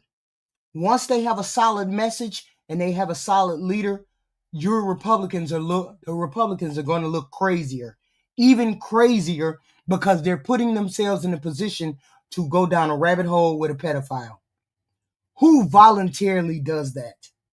Nobody voluntarily does that except you Republicans, because you all follow each other, because you're zombies. No one can. No one can. He was a giant around here, served a long time, served his state very well. I served under him in the Natural Resources Committee. Yes. I don't know what side you're on, mercenary, but every time I talk to the Republicans or the MAGAs, the first thing they say is we don't like the gays, the trans, the browns, the immigrants, the illegal aliens. We don't like none of it. We hate all of that. Nobody wants to hate stuff anymore. We want to love our country, move our country forward. Stop talking about stuff that it makes you seem hateful. The MAGAs come over here and they do spew hate. I hate the gays. I hate the trans. I don't want nobody in my bathroom. The immigration. Get those people out of my country. X, Y, and Z. That's the problem. Nobody wants to hear those messages anymore. They want to hear positive messages. Okay. Yes, they will find a leader in midterm. It'll be Gavin Newsom, and we will stand behind him like we glued his ass. For a while, and admired the way he did the work. He was tenacious. So she has a proud family legacy, and we're delighted to have her here. She may not agree with. Fred, your people came into my chat and called me a demon. Stop it. Didn't even know me. Stop it. Lisa, I didn't go. You're focusing yourselves on one person. At least with the MAGAs, I focused on all of y'all. Y'all came in here and focused on me and called me a demon. With me, but we follow the custom of the House on the timetable, and we've had a little, as we Don't say in the deep get south, hurt some feelings intense now. fellowship about that. Yes. Okay, but she's here now, and I promised that we would have her the oath administered before we began legislative business. Please do not make death threats in the comment section. We have ideological differences. We have political differences. Okay? We have political differences. That's it. Don't come in here and make personal threats. That's not how that works. Nobody is supposed to be making personal threats in this chat. Okay? That's the only person that's going to stand. If we get a different person, we'll stand behind that different person. But for now, Newsom seems to be the person that wants to stand out there in the front. So she hasn't missed a vote, and we're delighted you're here. So anything I can do to help you, as I do all members, happy to get you acclimated and do everything. But you know more than most because your dad was here for a long time. The beauty of Democrats is we think of the good. We think of the collective good. We don't think of just doing things for the right or doing things for the left like this president does, or doing things for ourselves. Gavin Newsom may not like him for the state of California, but he may be good for the country overall. We don't know. But we do know that Donald Trump and the Republicans are not doing any good for the regular American people. We do know that. I visited. Yes. I never did this job. So this is brand spanking new. So Right. I will take the offer of help. Congratulations. Thank you. Thanks a lot. Thank you. Thank I gave it during. Thank you. No, we didn't. It was those are right-leaning guys. Stop it. Right-leaning individuals.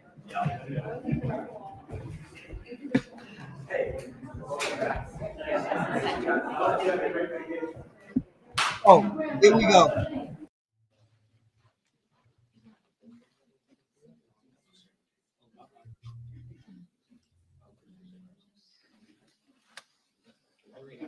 So this is the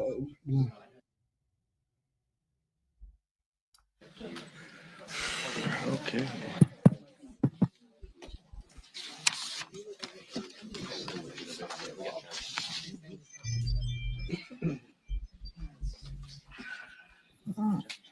Okay. Okay. I'm Congressman Adriano Espaillat, chair of the Congressional Hispanic Caucus. Today, nearly 1 million Arizonians finally regain their voice that has been illegally denied to them for far too long. 2 months of delay was not just unprecedented. It was unacceptable. I think it was illegal. The Constitution guarantees representation, and all of us in the Congressional Hispanic Caucus, including now Adelita Grijalva, will defend that. We will defend that. Adelita Grijalva swearing in 50 days after she won an election strengthens our fight for the environment, for environmental justice, for Latinos across America as they face an assault like no one has ever seen before. It strengthens working class families, affordable health care, and of course, it will bring transparency on the Epstein files. Every vote counts in America. Cada voto cuenta. Republican excuses have run dry. It's time to bring a vote on the Epstein files to the floor and stop hiding the truth to the American people. That's all they want, the truth. The American people deserve the truth. With this vote, we are closer and even will hold those in power accountable that are hiding from the American people. The era of obstructionism and secrecy ends today. And it ends with a name, Adelita Grijalva. And we will not rest until justice prevails. With that, I want to quiero presentar the Democratic Caucus Chair, Pete Aguilar. Thank you. Thank you, Chairman Espaillat. It's an honor to be with my Congressional Hispanic colleagues, as well as members of the Democratic Caucus, and to welcome Adelita Grijalva to our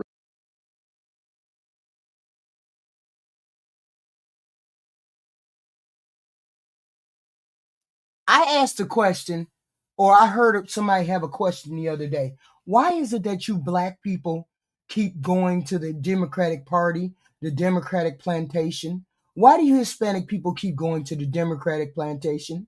It's because we have representation over in the Democratic Party. We have leaders over in the Democratic Party. We don't have those kind of leaders over in the Republican Party. The Republican Party is about rich people and tax cuts. It's never about helping the unfortunate. It's never about helping the poor. It's never about helping people who need it besides everything else. That's the whole point. You all think of it as a plantation. Unfortunately, you're hoodwinked. Not one. And I keep asking this, and I'm sorry. I meant to ask it. Someone please put in the chat. One of you MAGA people, please put in the chat what the big, beautiful bill has done for you. Please don't say anything about a tax cut. Don't say anything about a overtime. Taxes on an overtime only apply if you do itemized deductions on your taxes. It's not money in your pocket like that.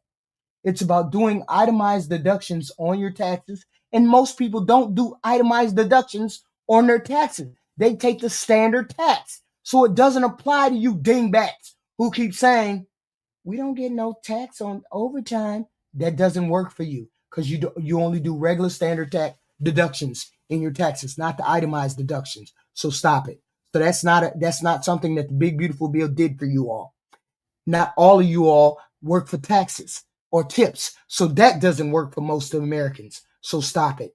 And the reason why Mexican Americans, Black Americans, Hispanic Americans, everybody finds a home in the Democratic Party because we have representation over there.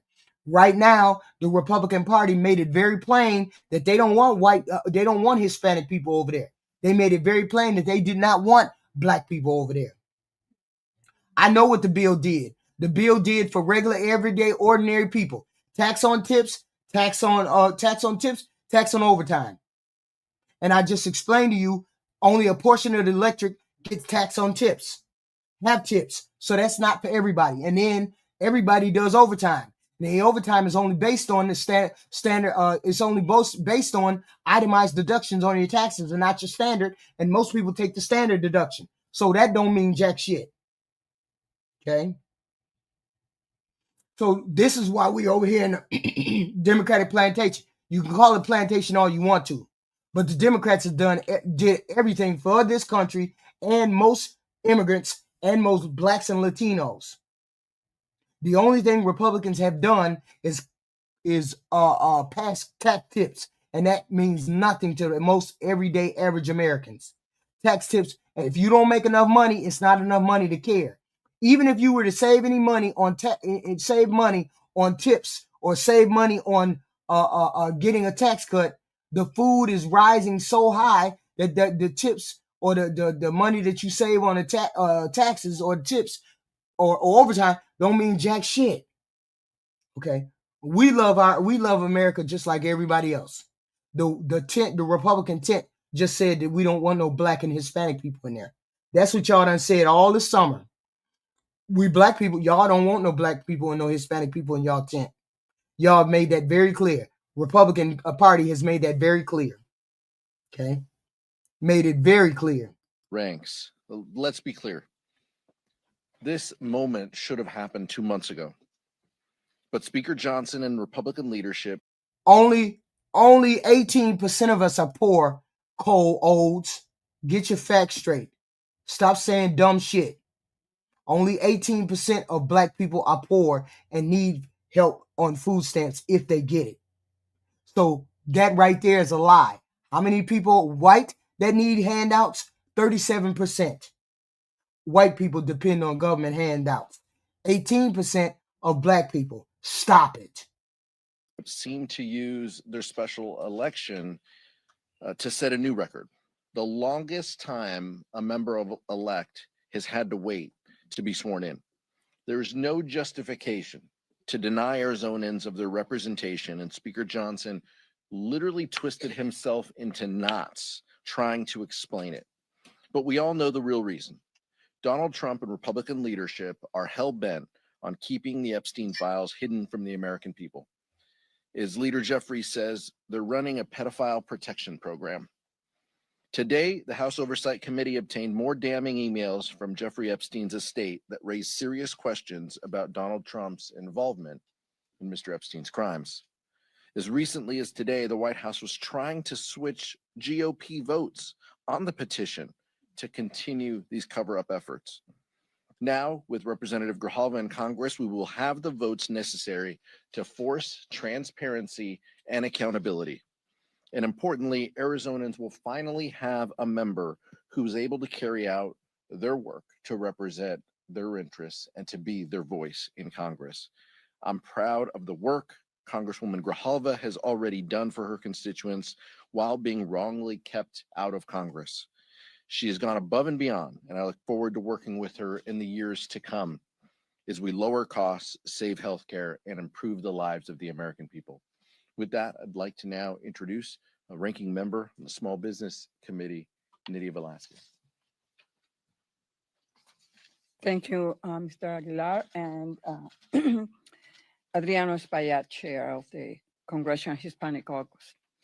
Speaker Johnson has finally sworn in Adelita Grijalva, and the people of Arizona's 7th Congressional District once again have representation in Congress. For 7 weeks. Beef being high is a perfect storm. You paying for the beef, getting the beef, raising the beef, cattle herd numbers are down. It's a perfect storm for it to be shitty. Beef is gonna be high. The speaker left the people of Arizona 7th without representation, without access to constituent services, and without a voice here in Washington. It was a cynical, shameful, and unprecedented. And why is it that people keep saying, "Oh, Trump is so good. He is so good." What do you mean he is so good? And he ended up getting these farmers screwed over. How is it that people can see the best of it right now, but they can't seem to figure out that this is the worst that has happened to some of the American people, is this farming stuff? Why they don't see that? The left-wing president of Colombia. And man, this guy is a real one. This guy, he showed up to the UN event in New York City, and then he went outside and joined anti-Trump protesters. And he also said, I think he was out there saying like Netanyahu should get arrested, Israel's a criminal state, Donald Trump should be in prison. He was saying shit like that. I don't remember all the specific things he said, but he was saying stuff in that vein, right? He was screaming through a megaphone, all that stuff. He was with the protesters. And then Trump and Rubio decided fucking revoke his visa and kick him out of the country. So they did that, but here's the thing. That was illegal. That's illegal. You're not allowed to do that. They have diplomatic immunity. You're not supposed to be able to go after them for their political speech. That's what it was. It was political speech. So that was a big deal. And then as Trump was blowing up all these boats, is still blowing up all these boats off the coast of Venezuela in the Caribbean, Gustavo Petro came out and let everybody know, hey, one of those ships that you bombed was a Colombian ship, and it was a fucking fisherman who was on it. And now you're murdering innocent people. So now he's taking the gloves off, and he is fucking leading the charge against Trump. And it is an amazing thing to see. He's got balls, man. He's got balls. Because we learned that not only are they planning on doing regime change in Venezuela, but the plans that were drawn up included bombing places in Venezuela and bombing places in Mexico and Colombia. So they are directly threatened right now, and he's still out there spitting fire and telling the truth. So look at this. Colombian President Gustavo Petro, quote, "A clan of pedophiles wants to destroy our democracy, to keep the Epstein list from coming out. They send warships to kill fishermen and threaten our neighbor with invasion for their oil. They want to turn the region into another Libya full of slaves." God damn, y'all. God damn. This dude, he's spitting. He's spitting. All right, so I'm going to play, let's play some of this speech here. I haven't seen this yet, obviously speaking in a different language, but I'll read it for you as we go here. A clan of pedophiles wants to destroy democracy in Colombia. Facts. Un clan de pedófilos quiere acabar la democracia en Colombia. Duro, sí. Harsh, yes, but that's the reality. Esta la realidad. And to keep the list from coming out, talk about the Epstein list, they send warships to kill fishermen from this city and threaten the neighbor, talking about dictator and so on. Oh, somebody's holding up a no genocide sign. I think that's, you guys tell me, but I think it's like no genocide sign. Threaten our neighbor, talking about dictator and so on. As if the people of Colombia would applaud an invasion of their brother, which is not the president, but the people of Venezuela. When would we ever be so treacherous and sold out,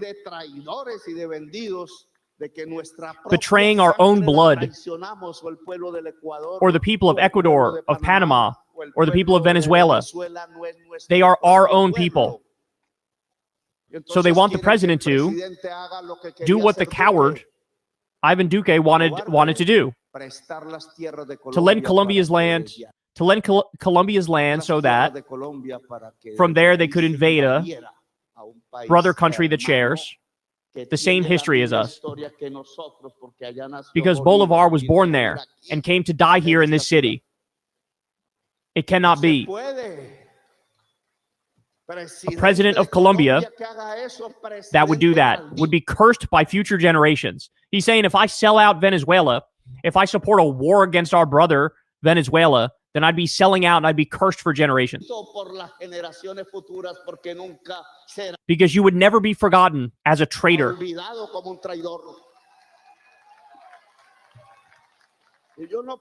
I do not belong to those who wanted to kill Bolivar.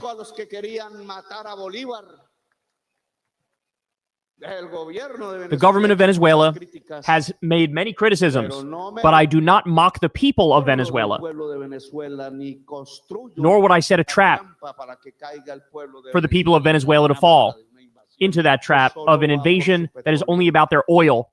He's spitting, bro. He's spitting. That's exactly right. We have literal video of Trump saying it in 2023. They tried to do a coup of Venezuela in his first term, and he said, I would have taken the oil. I would have taken the oil. Now, they're plotting their regime change. What do you think's at the core of it? It's their mineral wealth. It's their oil wealth. He wants to put a puppet government in there to serve U.S. billionaire and corporate interests, and he wants his war criminal buddy, Eric Prince, to occupy a new country because he's no longer occupying the Middle East. That guy's the head of what was formerly Blackwater, which is just a mercenary army that murders innocent people, into the trap of an invasion that is only about their oil, greed, and violence, driven by greed and violence, to turn this beautiful corner of South America into another Syria, another Iraq, another Libya full of slaves, slave trading and new forms of slavery. Epstein's list, his friends, those who don't want the list to be published in the United States, they want to use us here with violence so that the people of the United States don't think about their own government, but instead get consumed by xenophobia, racism, ideas of racial superiority, and other false beliefs. And they use us to avoid addressing their own problems. And that's the problem. They love to stir up hate between the people here and the regular, everyday, ordinary American citizens. They want us to be at each other's throat. They don't want us to see what they doing. That's the thing. Here's my girls. MAGA is in absolute shambles with the drop of the Epstein files, and the parallels between MAGA men and the Nazis are coming in, and science is proving that there is a micro penis link. Stay tuned. This is going to be piping hot tea first, right out of the gates. We have MAGA apologists, and now I guess this is really disturbing that a woman could say this. Agree. This is Megyn Kelly. And she is moving the goalposts on what consent is, on what pedophilia is. Play the clip. For Epstein, I've said this before, but just as a reminder, I do know somebody very, very close to this case who is in a position to know virtually everything. Not everything, but virtually everything. And this person has told me from the start, years and years ago, that Jeffrey Epstein, in this person's view, was not a pedophile. This is this person's view, who was there for a lot of this, but that he was into the barely legal type. Like he liked 15-year-old girls. So isn't that pedophile? So if they're 15, it's not pedophile, but it got to be 8. Is that what it is? 15 is not a pedophile. No, Carlos. Not Carlos. Don't do that. Don't do that. Don't put this on the Democrat. We talking about your pedophile president. Don't do that. Don't come in here bitching about the Democrats. This is about your president. And I address your president. Don't address Democrats. Address your president. Realize this is disgusting. I'm definitely not trying to make an excuse for this. I'm just giving you facts. That he wasn't into like 8-year-olds, but he liked. That's what they're planning to do. They plan to make a regime change in Venezuela so they can have control over the oil. The very young teen types that could pass for even younger than they. You see what I mean, Carl? You see what I mean? No, you see what I mean, Fred? You see how you maggots come in here and call me names? You see how they do that? And then you wonder why I call y'all maggots? This one, this Carl S. is exactly what I'm talking about. Come in the room calling people names. Were, but would look legal to a passerby. And that is what I believed, and that was what I reliably was told for many years. And it wasn't until we heard from the right ain't no pedophiles war, baby. Your president is a pedophile. Your president was friends with a pedophile. Address your president. War, baby, what do you have to say about your president? What do you have to say about your president? Carlos, what do y'all have to say about y'all president?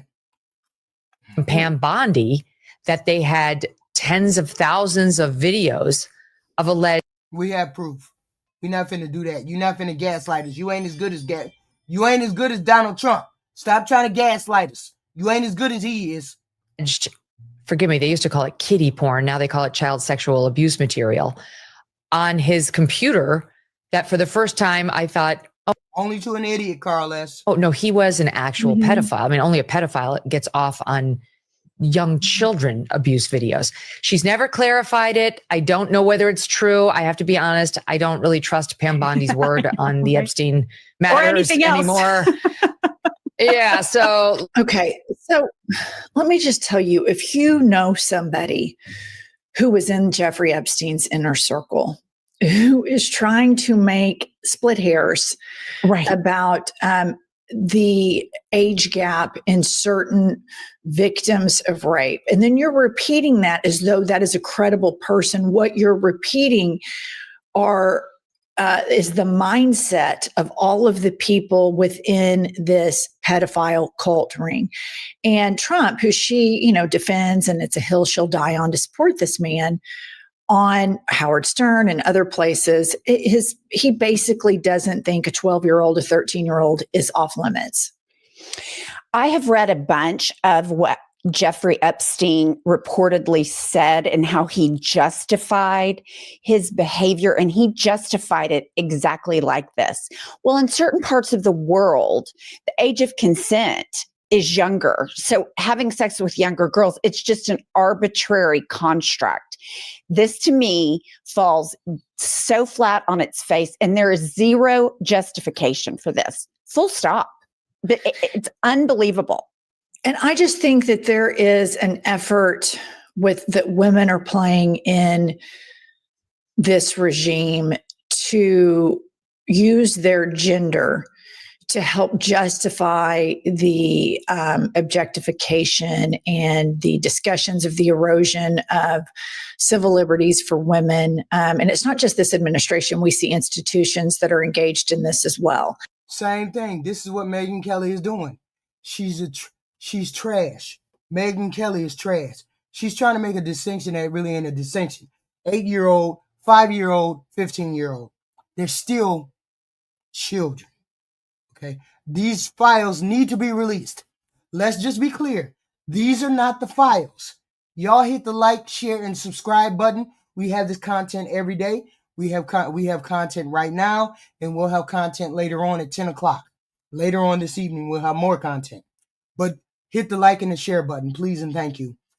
They're trying to come up with ways to justify this. We're not talking about Democrats. Get off the Democrats. Stick on the fact that your president is a pedophile. Stay on that. Stay on that. Stay on the fact that this is your pedophile president. Stay on it. Stay on that. Don't get up off of that. We ain't talking about nothing else but your president. This is all Trump.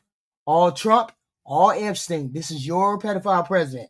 Don't get up off of it. Don't try to pivot, because y'all love to pivot to everything else. Y'all love to pivot. You maggots love to pivot. Instead of standing on your square, that's why I say you Republicans don't stand on nothing. You don't stand on anything. You hate. And then when somebody want to call you on the carpet, you're always turning around saying Obama, Biden, Harris. You're always saying everybody else except your president. Your president. You never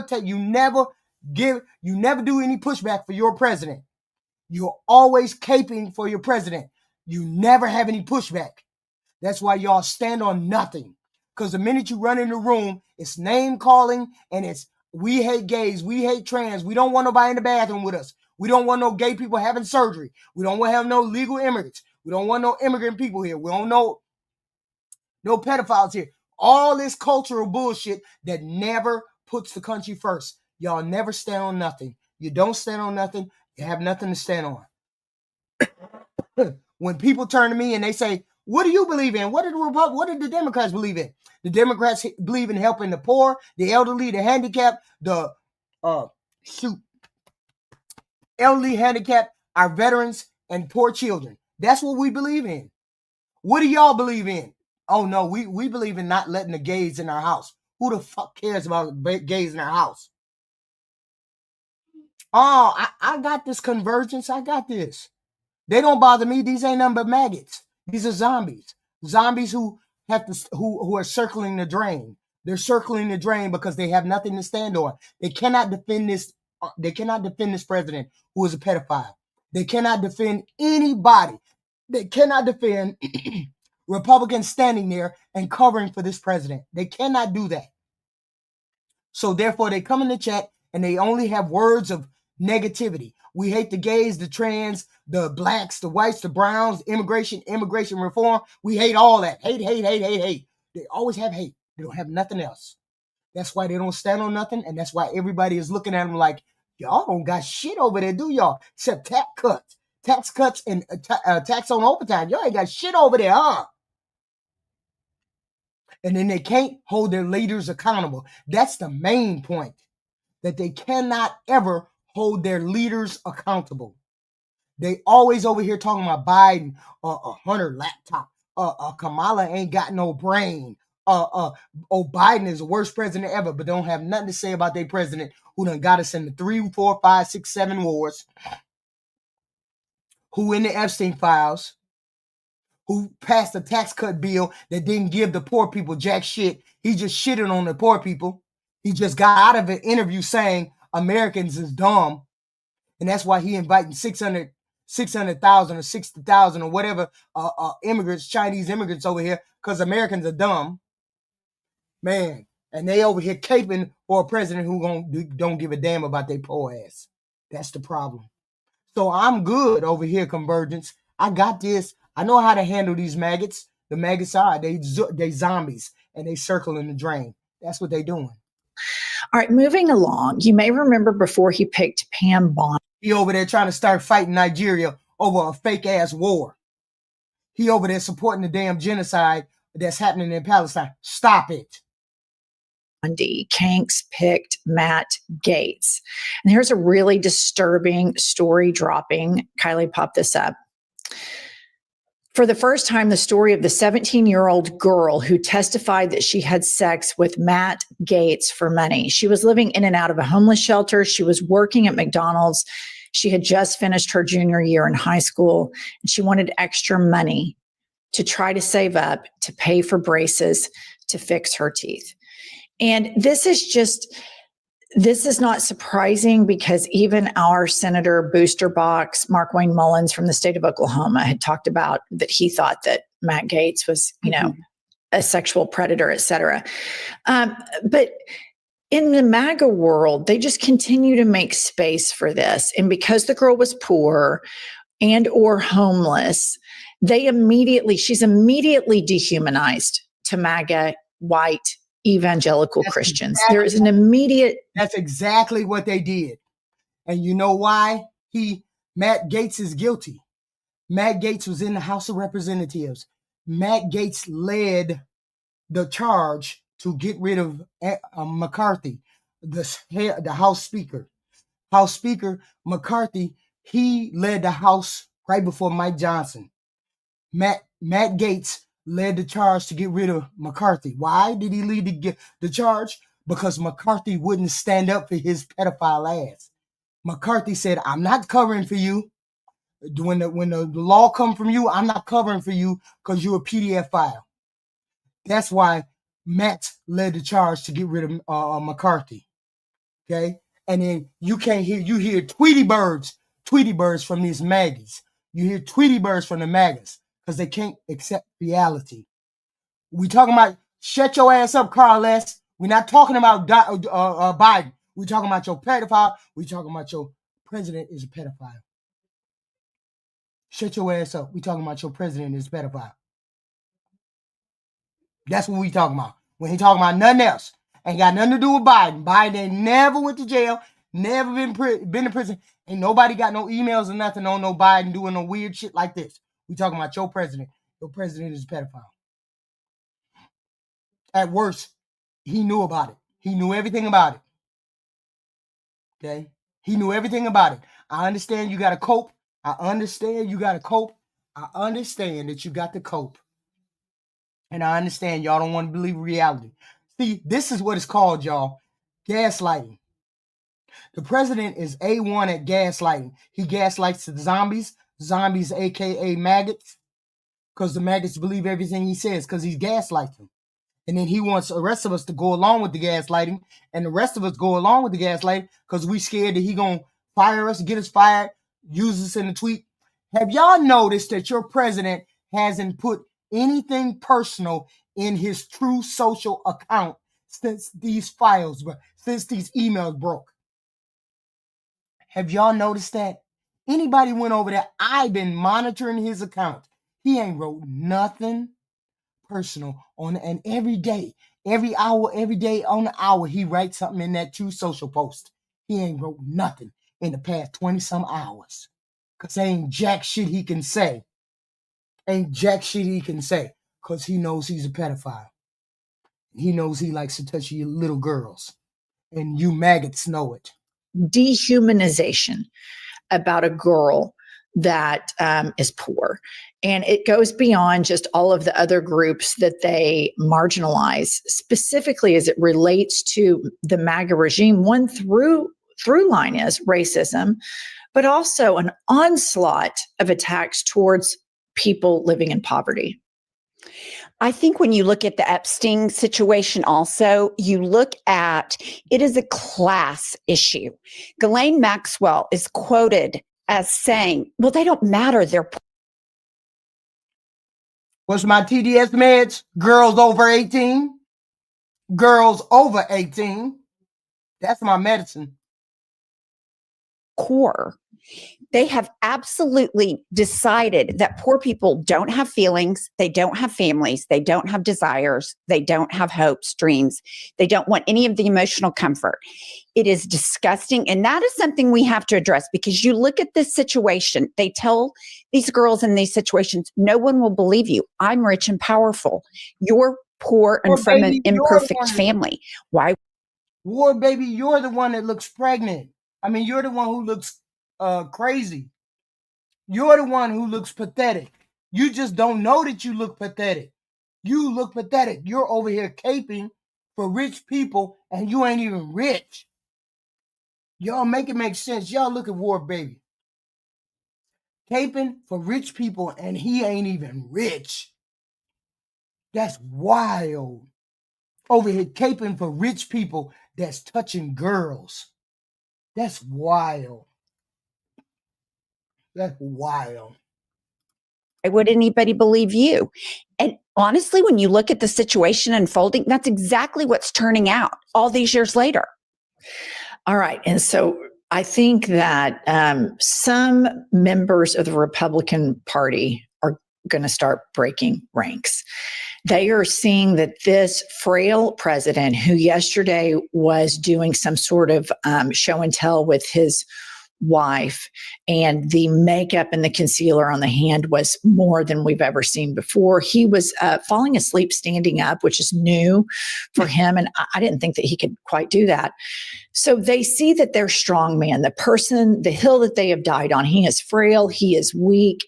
The curtains are closing not only on him biologically, but the clock is ticking on his second term. So Republicans are breaking rank. Well, what is the one thing that has held this whole cult together from the beginning to now? And it is the evangelical base support. So what does Kanks do yesterday? He starts to Christian signal right in the middle of his defense of a pedophile. And right after, he went to the Supreme Court to fight to make sure that poor children didn't receive food. Play the clip. Thank you. The Bible tells us that one of the measures of any society is how it cares for vulnerable children and orphans. So important, and it's so big in the Bible. So as we make America great again, we are going to protect American children in foster care. And okay, yeah, kind of like you protected all of the women at Jeffrey Epstein's house, kind of like you've protected all of the children that USAID funds broke out, kind of like you care about all of the Democratic children that happen to have Democratic parents who you say are the enemy from within. And I want to remind you guys, as you hear Megyn Kelly say that, as you hear what Matt Gaetz did, as you hear what Donald Trump has done, these are the people that had a stage 5 meltdown about drag shows. These are the people that have stage 5 meltdowns about books. These are the people that freak out about Bad Bunny appearing in the Super Bowl. Yet they can just casually speak about this Epstein thing and splitting hairs about, an 8-year-old or a 12-year-old versus a 15-year-old. But if it's a 15-year-old that looks like maybe she's 18, then that's okay, et cetera, et cetera. And I just want to say this for the permanent record. The Bill Clinton situation with Monica Lewinsky being 18, she was of legal age, I think that's abhorrent. I think that power dynamic was absolutely horrible. And I think a lot of that set the psychological soil for the American public to be kind of primed for this.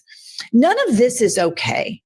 We need to have leaders that have a lot of boxes checked, that fight for everybody. They need to be better people than we are. But oftentimes, especially in the age of Trump, we have these just really broken, toxic leaders. Which brings me to a new email drop in the middle of this Epstein thing. And y'all can make of this what you will. The tweet says, in one of the leaked emails, Mark Epstein, Jeffrey Epstein's brother, suggests to ask Steve Bannon if Putin has, quote, the photo of Trump blowing Bubba, to which Epstein replied, and I thought I had Thesaurus, which is Yiddish for troubles. Who is Bubba? So Bubba was Bill Clinton's nickname. I don't think Kanks gave Bill Clinton a BJ.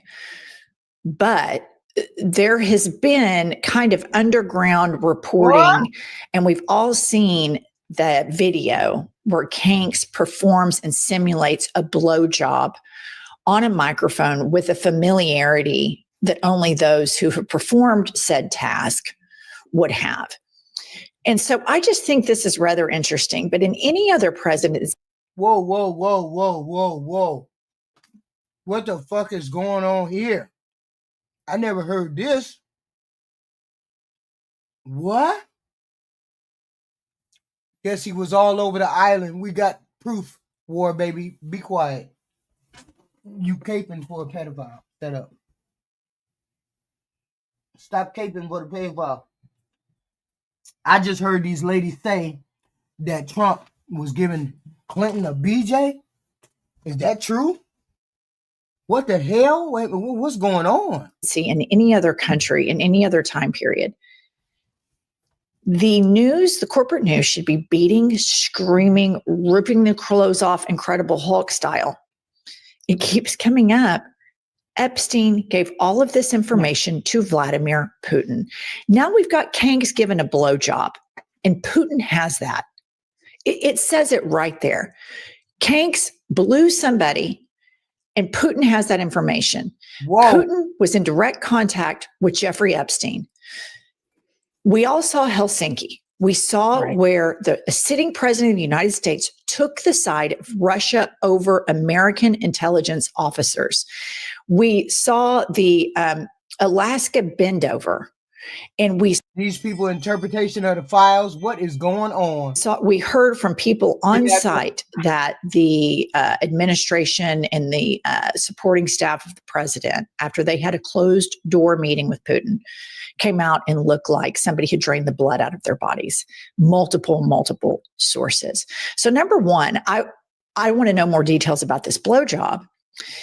And number two, did the Biden administration know that Vladimir Putin was talking to Jeffrey Epstein and that Vladimir Putin had even more compromising information on Kanks? And did they decide to sit on that because of polling and focus groups and all of this stuff?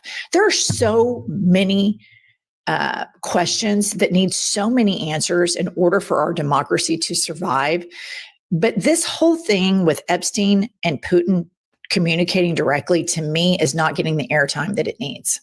I completely agree. And you look at how Trump has handled Ukraine and Russia.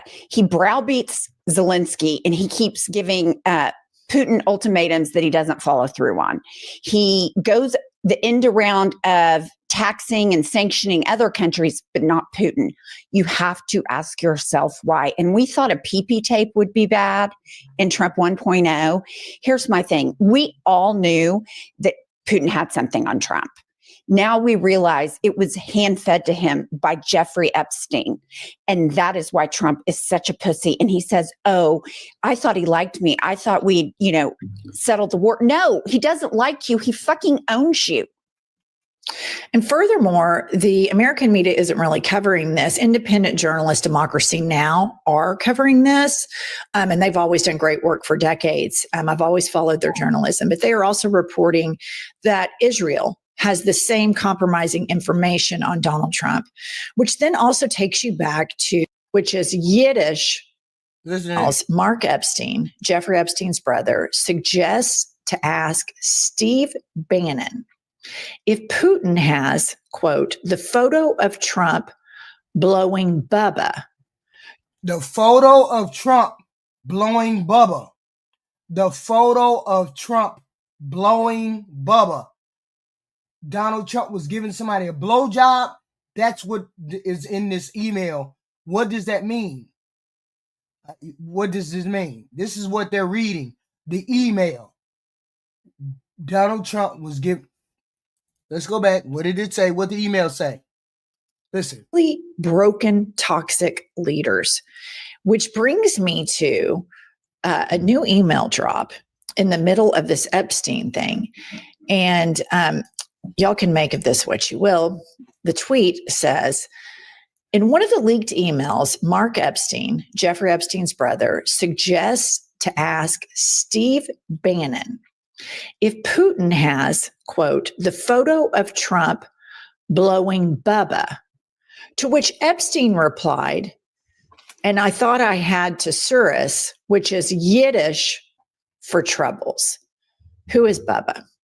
So Bubba was Bill Clinton's nickname. I don't think Kanks gave Bill Clinton a BJ, but there has been kind of underground reporting, and we've all seen that video where Kanks performs and simulates a blowjob on a microphone with a familiarity that only those who have performed said task would have. And so I just think this is rather interesting. But in any other presidency, in any other country, in any other time period, the news, the corporate news, should be beating, screaming, ripping the clothes off, Incredible Hulk style. It keeps coming up. Epstein gave all of this information to Vladimir Putin. Now we've got Kanks given a blowjob, and Putin has that. It says it right there. Kanks is Trump. Kanks blew somebody, and Putin has that information. Putin was in direct contact with Jeffrey Epstein. Gave somebody a blowjob. We all saw Helsinki. We saw where the sitting president of the United States took the side of Russia over American intelligence officers. We saw the Alaska bend over. And we heard from people on site that the administration and the supporting staff of the president, after they had a closed door meeting with Putin, came out and looked like somebody had drained the blood out of their bodies. Multiple sources. So number one, I want to know more details about this blowjob.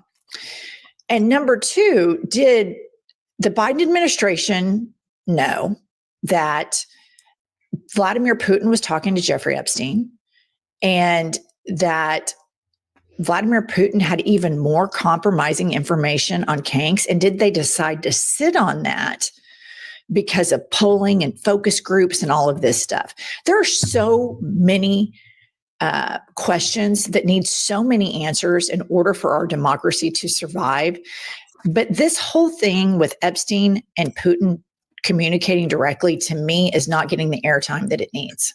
I completely agree. And you look at how Trump has handled Ukraine and Russia. He browbeats Zelensky, and he keeps giving Putin ultimatums that he doesn't follow through on. He goes the end around of taxing and sanctioning other countries, but not Putin. You have to ask yourself why. And we thought a PP tape would be bad in Trump 1.0. Here's my thing. We all knew that Putin had something on Trump. Now we realize it was hand-fed to him by Jeffrey Epstein. And that is why Trump is such a pussy. And he says, oh, I thought he liked me. I thought we'd, settled the war. No, he doesn't like you. He fucking owns you. And furthermore, the American media isn't really covering this. Independent journalists, Democracy Now! Are covering this, and they've always done great work for decades. I've always followed their journalism, but they are also reporting that Israel has the same compromising information on Donald Trump, which then also takes you back to a Biden situation. Biden gave Netanyahu a blank check. And Biden obviously knew that AIPAC was donating out the wazoo to get, Trump elected.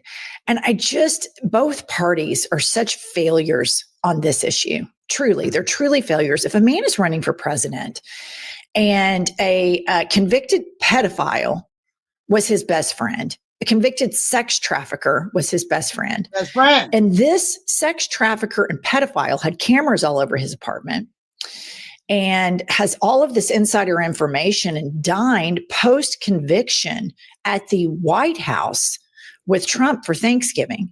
And he's having conversations with Vladimir Putin and Benjamin Netanyahu. And we're just now finding out about this.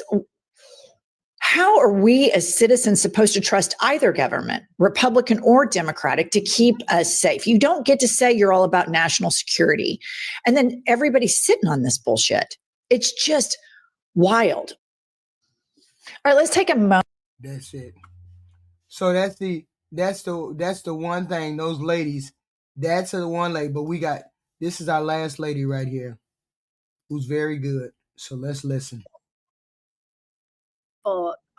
Asked if the 8 senators, the 7 Democrats and the 1 independent who voted with the Republicans to put forward a continuing resolution to fund the government through January 30th, 2026, with some other things attached to it, if they knew what was going to happen with the Epstein issue, and that this was sort of a very clever backroom deal that they did. Maybe. I have no particular insight into those people. That being said, I have not heard a whisper of that anywhere. So I would say that that the answer to that is probably no. They had articulated reasons for why they did what they did, saying that they just didn't expect that the president of the United States would illegally try and starve people and kill the economy and destroy the government. And then when he did that, they felt they had to try something different, which you can agree with or you can disagree with. But it does raise a really interesting point in terms of engaging with politics. And that's that if you're like me, there are many things that happen in politics that make your hair catch fire. You're so angry when they happen. But one of the things I have learned to do is to, there are certain things I make a stand on, and I'm not going to see how it plays out. The January 6th, 2021 attack on the U.S. Capitol, for example, there are major markers. But usually when somebody is making a procedural decision, it's worth thinking about the position that they're coming from. Like, is there a reason to think that there might be something behind this, that even though I'm not happy about what they've done, that they did for a reason that is a decent reason? And the reason I say that is because one of the things that we all know from our lives is that you don't know how something is going to play out. You just don't. And a lot of the people who take a stand on a certain day over something discover 2 months later they look ridiculous, because in fact the way things played out turned out to be much better than they expected, or much worse. So if we take anything from that night, Sunday night, when we all seem to be blindsided by the sudden change in the position of certain independents and Democrats, it's that it's worth taking a breath because we just don't know how that's going to transpire. And I saw so many people saying, this is what's going to happen, and this is what's going to happen. And that, at least as a historian, I don't ever make the mistake of doing, because one of the things you know when you study history is you just do not know how things are going to play out, because you just, somebody could make some brilliant gesture or whatever and step out of the front door and get hit by a bus. You just do not know how things are going to play out. So I don't think they knew that that was going to happen, but I could be wrong. It seems like it has added momentum to the idea that what they did was a good thing, but I'm not sure I would read retroactive credit to that. I think you can take what they did in terms of the way they talked about it and what it accomplished for people who were out of work, for people who didn't have coverage under SNAP, which, by the way, has now been extended at least through September of 2026. I haven't been able to figure out when the last date is on that, and I was too busy today to check. And it's managed to take the federal employees off the table when they have to start negotiating again in January. So it actually did accomplish many things like that. It did not extend the premium tax credits for the Affordable Care Act. All of the Democrats are continuing to push that. Legislation that the Republicans passed in July ended that at the end of December. That's the way they wrote the laws. That's the Democrats were protesting that, but that's the way they didn't add that to the bill. That's just the way our legislation was written in July by the Republicans without any Democratic votes. All right, so if that's what's going on, what happened yesterday? Well, why did it keep saying? You Democrats wrote the bill? You Democrats voted for it to end in December? No, they didn't. It was the Republicans. Because after the Senate passed that measure, and y'all make sure y'all hit the like, share, and subscribe button, please and thank you. I need you to hit the like, share, and subscribe button, please and thank you. It was very important that the measure that the Senate passed was not the same as the measure the House passed. Because what House Speaker Mike Johnson, a Republican of Louisiana, was trying to do is he was trying to force the Senate to pass the version that he had rammed through the House without Democratic votes, because it's what Trump wanted. He was trying to force the Senate to do that, and Trump kept going to the senators and saying, "Do it, do it, do it, do it, do it." Even if the Democrats won't go along with it, all you have to do is get rid of the filibuster, and there is a system for getting rid of the filibuster. You got to get rid of the filibuster, and as soon as you've gotten rid of the filibuster, we can basically make me a dictator. We'll get rid of early voting. We'll put up a major ID that knocks out Democrats. And he literally said the Democrats will never win again. And the senators didn't do that, which was interesting, because they have tended simply to try and keep their heads down, either to go along with what Trump wants or to keep their heads down and hope that somebody else is going to take care of things further down the line. They didn't do that. They passed their own version. And that was important, both because it said to Trump, we're not going to do what you want, but also because the way legislation works is, if the House and the Senate pass different versions of a bill, you can't just say, okay, they both passed a version of it, we'll put it together. You have to have both houses pass the same version. So that meant that the House had to come back into active session. I mean, it was in pro forma session, meaning technically it was sort of in session because they would gavel in and gavel out every 3 days, but they weren't doing any work. They had to start doing work. And that was going to force Johnson to call the House back into session. And once he had called the House back into session, he was going to have to swear Arizona Representative Adelita Grijalva into office. She was elected on September 23rd, and he simply, blew out the clock and said, well, I can't swear her in because we're not in session, which is ridiculous. That's, plenty of people have been sworn in during pro forma sessions and so on.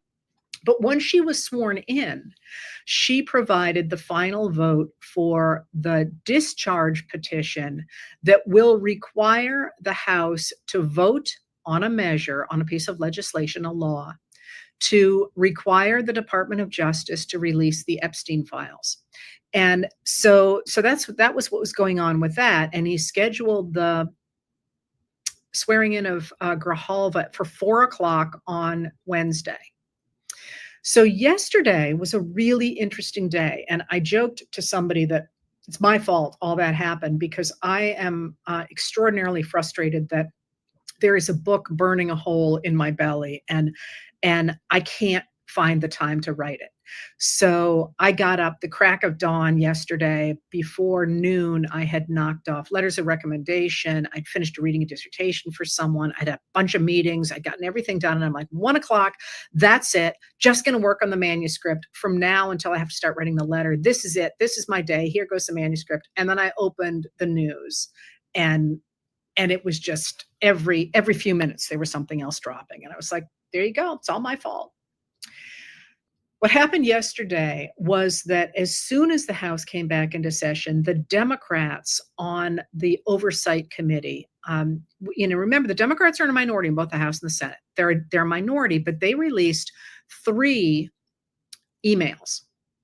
And those emails were the ones in which Jeffrey Epstein said that Trump knew what was happening with the girls, that he had spent hours, I think it was plural, with a victim at Epstein's house. And I'm afraid I don't remember off the top of my head what the third one was. They were all jaw-dropping, simply jaw-dropping, career-ending for any other politician. And on the heels of that, the Republicans on the Oversight Committee, and in fairness, the chair of the Oversight Committee is James Comer, who is a Republican from Kentucky, and seemingly not the brightest crayon in the box, let's put it that way. He keeps sort of tripping over his own feet. And if you're ever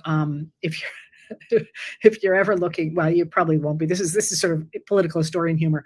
The fight that he got into with a representative from Florida, calling the Florida guy a Smurf, who then proceeded to dress like a Smurf in sort of bright blue for several days and totally make fun of him, was kind of a highlight of the last Congress as far as I was concerned. Comer's the chair of Oversight, and he's the one who tried to discover that former President Joe Biden had taken bribes from China, I think it was. I mean, there was never anything there at all. Turned out their star witness had made it all up. He ended up pleading guilty of lying to the FBI. And by the way, Trump just pardoned him. I think it was last week. But so Comer was in charge of this, and he produced a statement saying this is the Democrats cherry picking, and this is all political. And then, the obvious answer to that is, well, if they're cherry picking, release everything. What he then did is he released about 20,000 documents out of a cache of about 23,000 documents. And that's what everybody was watching in the afternoon, is going through those and finding what was in them. And what was in them was hardly exonerating for Trump. And it also pulled a whole bunch of other people into Epstein's sphere. And I'm not sure I'm going to bother to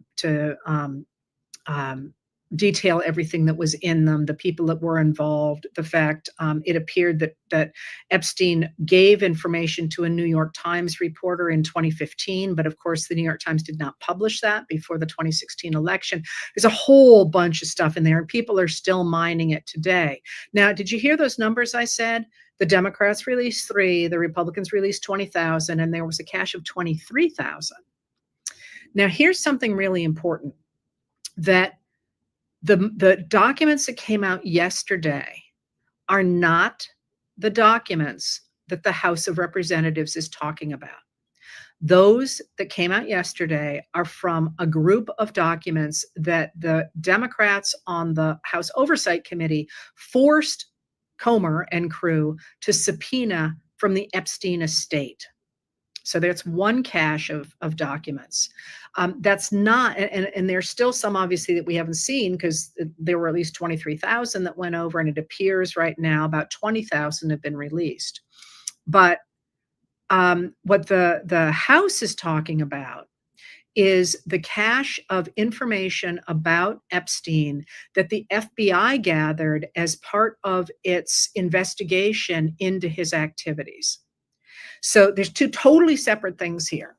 And if anybody's interested, I wrote about this when it happened. And one of the things we're working on is getting an index of the old letters so it's easy for people to find this stuff. But when the FBI raided Epstein's New York City mansion, they walked out with armfuls of videotapes and so on. So there's a lot of stuff out there. And I did write about that at the time, long before we had any idea what was going to come of all that.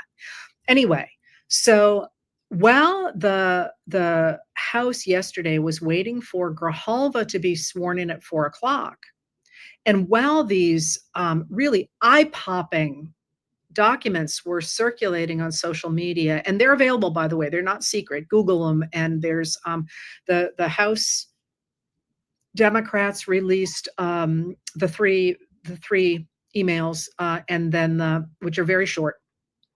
And then the other documents are, I think they're in bunches of 4, and you can feel free. So it's a lot of documents. Anyway, so while that was going on and people were sort of going at that, Trump was putting enormous pressure on the 4 Republicans who had signed the discharge petition in order to get them to change their votes. And the people that he really focused on were Nancy Mace, who is a Republican of South Carolina, whom they said they were playing phone tag, or that's my definition of it. She clearly was not jumping to answer her phone when he called.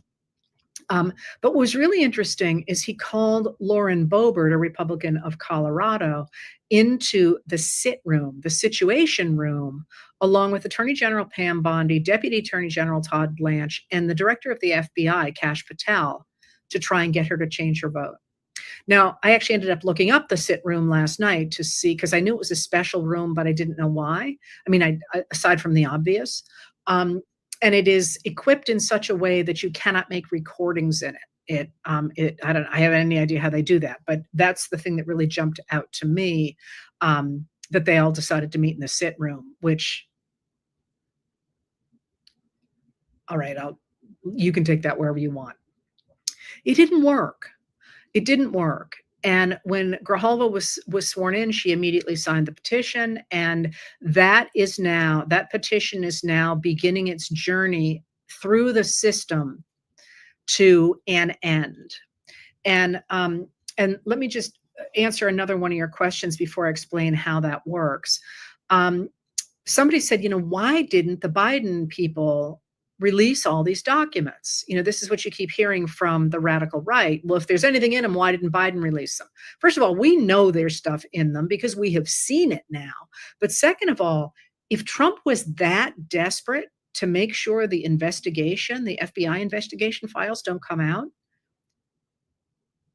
and what already did come out was that bad, what the hell's in those files? I mean, that, you know me, I always watch the space around the elephant. And, if he were sitting there going, yeah, whatever, I don't care. I'm they caught me eating a peanut butter sandwich with a 17-year-old. I'm cool with that. Then you would be like, there's probably nothing in them. But if he's putting Lauren Boebert in the sit room with the Deputy Attorney General, the Attorney General, and the Director of the FBI, well, what's out there is Jeffrey Epstein saying, yeah, he knew what was going on, and he spent time with one of the victims for hours in my house, and he's worried about something else. I'm like, oh wow, that stuff must be incendiary, just incendiary. So why didn't Biden's Department of Justice let it go? And there's 2 answers to that. One is that, remember that Ghislaine Maxwell, until very recently, had an ongoing legal case. That was an ongoing investigation, an ongoing case. And the FBI does not touch those things. They don't make those things public. So that was one thing. But the other thing was that the Biden administration and President Joe Biden himself prided themselves on not using the Department of Justice against his political opponents, because Trump had done that. So he was trying to say, I'm not going to do that. That's why you want to elect people like me, is because we're honest and we won't do that. And there's a new book, I think it's out. It must be, because I don't have galleys, I have the actual copy, in which they basically make the argument that they were too determined not to look political, because what they did is they gave tons of space for the Trump juggernaut to undermine their work by going in front of the cameras and saying, this is all weaponized, and so on and so forth, and by slowing it down and so on. But they went out of their way not to weaponize the material that they had. So between those two things, it simply didn't come to light. So now what happens when the petition has been signed? First of all, it has to, I hate this word, it has to ripen for 7 legislative days. I don't know, some kind of plum, right? And then the House Speaker has 2 legislative days to hold a vote on it. If it passes, which it is expected to, and I'll tell you more about that in a second, then it will go to the Senate. And the Senate will have to vote on it as well. It will need a majority of 60 because of the way the filibuster is being misused right now. And if the Senate passes it, then it goes to the president. And the president can either sign it or can veto it. If the president vetoes it, it can go back to the House and the Senate, who can override his veto, which happened once during his first term over an appropriations bill. Interesting appropriations bill, by the way, that I won't go into right now. But so everybody had a ton of questions about what's Trump going to do? Is it going to pass? Can it be stopped, and all that? And before you go down that road, although I will answer those questions, tell me what it looks like from now on. That is, the American people are now seeing information from a convicted sex offender saying, yeah, Trump was in on it. Trump knew about it. He spent time with a victim. And this is just the tip of the iceberg. What does it look like to make that go away for 341 million people? And that's sort of the way I do politics. Like, certain things blow over for sure. I don't see this blowing over no matter what happens. And that actually matters when you think about how Republicans are going to handle this, because it is rumored, and it hasn't happened yet, but it is rumored that Republicans in the House are expected to vote really quite heavily in favor of releasing those files, for the simple reason that their constituents, especially the MAGA Republican constituents, elected the Republicans with the promise of releasing the Epstein files. And now what lawmakers don't want is to get caught in a cover-up, because first of all, many people will interpret that as meaning, hey, you're probably in them, whether or not they are, but also because that's simply going to destroy them politically. So if it goes through the House and it goes to the Senate, what's the Senate going to do? And there's a lot of factors that go into what the Senate might do. If they go after Trump, and if it turns out that these files really are as explosive as it sounds like there are, and there are rumors showing up in Politico, among other places, that the Republicans are very worried about what are in those files, because people from the Department of Justice and the FBI have been warning them that they're bad. Still just rumors, who knows? If they decide not to go forward with those files, the Senate does, and it turns out that more comes out and they are as explosive as it seems they might be, what just happened to your political career?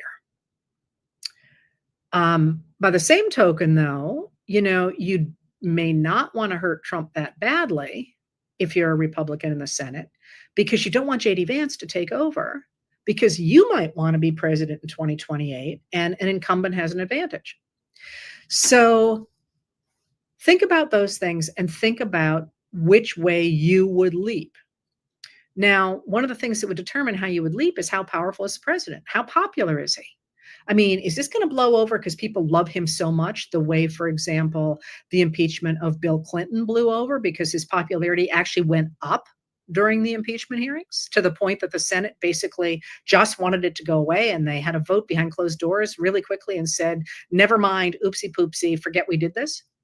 Or is he so unpopular that you're hitching your wagon to a falling star, and not in a good way, to a sinking star? Well, right now, Trump's popularity is the national average of the polls. The last I checked was at 41%, which means that's the good polls and the bad polls put together. That's extraordinarily low. Other polls have had him as low as 33%, which is really low. And there doesn't seem to be any sign that that's going to get better. So the economy is not doing well, and people are very angry about it. I did just pull the numbers this morning, and I'm afraid I don't remember off the top of my head. I think it's 65% of Americans are worried about prices. That's another high number. Similarly, Trump is facing a real problem now with his tariffs, because the Supreme Court on November 5th held this hearing about whether or not they are unconstitutional. And they, of course, are the centerpiece of Trump's economic vision. And they certainly sounded as if they were going to say that his tariffs were unconstitutional.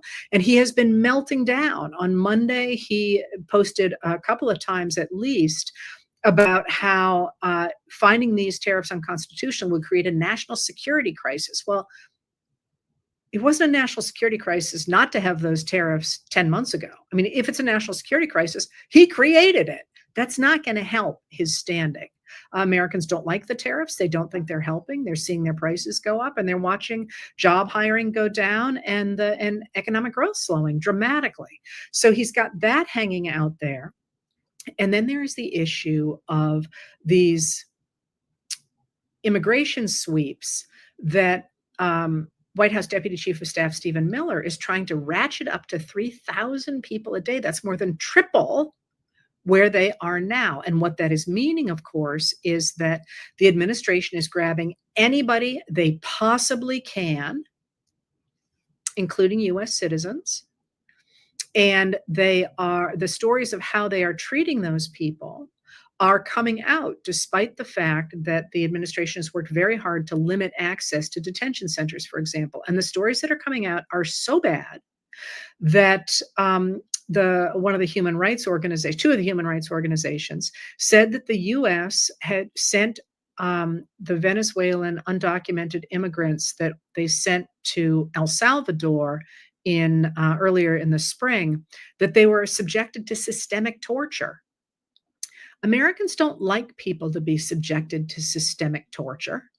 And that doesn't look like it's going to get better in a hurry. And of course, this whole idea of sending the military into all these cities in order to sweep up more and more people is creating a dramatic backlash against Americans who are like, what are you doing sending the military into American cities? That's never, ever, ever a popular thing to do. I mean, think of any time a military, and let's just stay on this in the United States of America. When the military has gone in to break a strike in 1877, for example, or when the British military went into New York City during the American Revolution, or when the U.S. military went into the city of Atlanta during the Civil War, those things always infuriate the people who live there. And right now that's going on as well.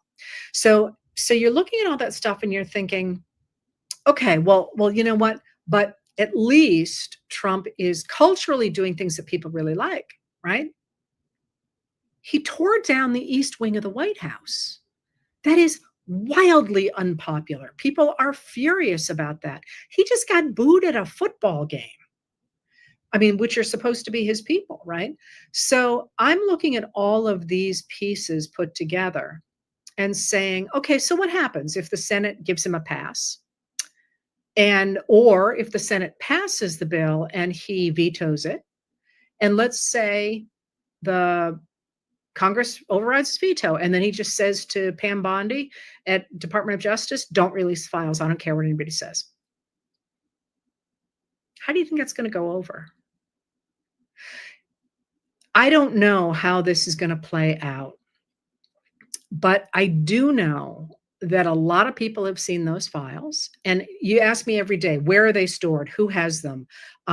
Could they have all been destroyed? Maybe all those things could have happened. But how many people do you think have seen them at this point? And not just in the United States, right?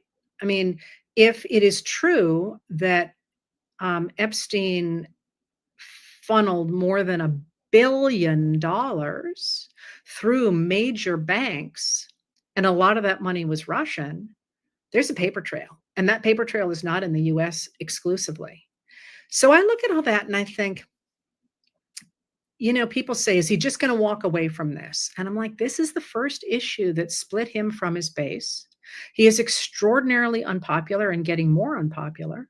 He is extraordinarily erratic. Here's a newsflash. You don't tear down the East Wing of the White House on a whim unless some screw is really loose.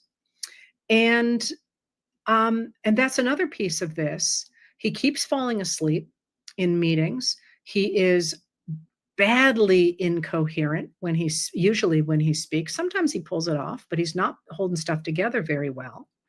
And he's got 3 years left in his term. I don't see this ending in a way that leaves him in greater control than he has had in the past. That is, you know, Eric Swalwell yesterday said, this is the beginning of the end. I'm not sure it's the beginning of the end. I think the end and the beginning have been going together for a while. That's kind of the way the world turns. But I don't think it looks terribly good. And there are, I didn't mention, because I can't actually see my notes here, although I ought to. Somebody asked, what about the apparent buildup to an attack on Venezuela? What about that? You know, there is an attack in the administration on these boats that allegedly are delivering drugs to the United States, although Venezuela is not a purveyor of fentanyl into the U.S. That's the fentanyl tends to come from Mexico after precursor chemicals go from China to Mexico, not Venezuela. Venezuela, to the degree it produces drugs, tends to produce drugs like cocaine. And those speedboats are a long way from the U.S. So, you know, part of what is going on with those attacks is Trump simply flexing the muscle of the United States, but also possibly trying to rework world spheres of influence. So the U.S. has much greater control over the governments in Latin America. And, you know, there are rumors, not rumors necessarily, they've been reported by CBS, and I'm going to stick with CBS because I know more than that. I just read 3 articles a minute ago. I don't remember. That they're talking there, that various members of the administration and the military have given Donald Trump plans for attacking Venezuela. How do you think that's going to go? And do you think that will help him retain support in the United States? And all I can say is, to put all this together is, like I started, I was saying, I don't know what's going to happen. I don't know what's going to happen tomorrow at all. But if you look at the trend lines around us, they are not appearing to trend toward a terrifically successful authoritarian president taking over. They are trending toward the American people being incensed at this administration. And when that happens, they will continue to put pressure on their elected officials and on incoming voices to take a stand in many ways against not only this administration, but what really jumps out to me about the Epstein files and so much of what else is going on in the country right now is the fact that people are finally waking up to the fact this system has been rigged since the 1980s. And they are pushing back against that. And that's really important, because what it does is it creates coalitions that break down political partisanship. That is, many of the people who voted MAGA did so, at least in 2016, because they thought the system was rigged for the very wealthy. And now, in fact, they're increasingly clear that it is, but a number of people who are not MAGA are saying the exact same things, and that will filter into new kinds of coalitions going forward. And one of the things that really jumps out if you read the Epstein files, more than anything, I mean, not more than anything else, the sexual assault of children is first and foremost. But the sheer entitlement of a group of overwhelmingly, but not exclusively, white men to be able to behave however they wish and to run the tables however they wish is the thing that is going to make these documents a symbol of this era in American history. Because it just, they're just the way they talk to each other about what they can do and the way that they should dominate people, all of them, not just Epstein and whoever else, you might associate with that, but sort of generally, we just get to do this. And Americans are waking up to that. And that's what the Epstein files really bring out, is the perversion of our democracy to create a world in which a few very wealthy men can do whatever the hell they wish. And so I'm looking at all these pieces going together. And what really jumps out to me is that things feel, which is useless. That and $7 now will get you a cup of coffee. They feel different. They feel like the American people have had enough. And it's not done yet by any stretch of the imagination. This is going to be the next 2 weeks are going to be truly awful as this vote goes through Congress, because Trump is going to be ballistic. But the next several months, as this whole administration both unwinds and tries to regain power, is going to be completely ugly. But we also have in that the seeds of rebuilding, of increasing numbers of elected officials articulating the idea that the system is rigged. Increasing numbers of people saying, what do you mean you are cutting $8 billion out of SNAP for the month of November in order to give $40 billion to Argentina? What is it? What do you mean that you are taking away health care from Americans in order to give tax cuts for billionaires? Those are all the things that we need to have on the table, because we need to solve them going forward. And so this whole week, the Epstein files, the reopening of the government, the fight about the reopening of the government, the complaints from Democrats, but also independents and Republicans who voted in favor of a fairer system on Tuesday, November 5th. All of those things, I think, point to a time of extraordinary change. And I worry a lot less than I think a lot of you do about what the Senate is going to do on the Epstein bill. Because, and what the president is going to do, because I look at that and I think, you tell me how you're going to keep that kind of explosive information that this many people now know about under wraps. And I don't see a way to do it. I sure wouldn't want to be trying to hide that kind of stuff myself. And by the way, that's one thing that you have to do when you think about this material. The same thing a historian does. When you're trying to figure out what happened, and you can think about this in your own life. If you want to figure out what happened, let's say off the top of my head, a cart hits your car in a supermarket parking lot. How do you find out who threw that cart? Well, you sit there and you think, okay, who could have seen it? Who could have been here? A worker could have been here. Somebody using the parking lot could have been here. You start to think of who would have seen it. And then you think, well, where would cameras have been? Would there have been cameras? Who has access to those cameras? What time was it? Was it a time when students were letting out of school? That's how you think about who has access to something. And when I think about the fact the Department of Justice had 1,000 people allegedly going through these files, you had all the drivers who took people places, you had all the waitresses. You had all the girls themselves who want their stories to be told, and now have a member of Congress, Marjorie Taylor Greene, who says she will expound on those stories on the floor of Congress, where she has the right of protected speech, which they do not have. You think about the fact that other countries are now involved, that the once upon a time, the man formerly known as Prince Andrew is now no longer even a prince. They stripped him of everything. There's an awful lot out there that's going to be really, really hard to cover up. So I'm going to worry a lot less about how that vote goes.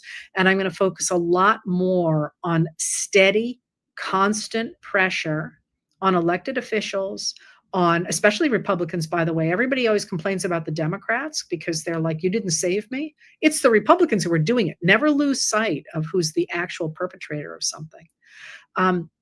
Keeping up that constant pressure, getting involved, learning more, keeping up the pressure going into 2026.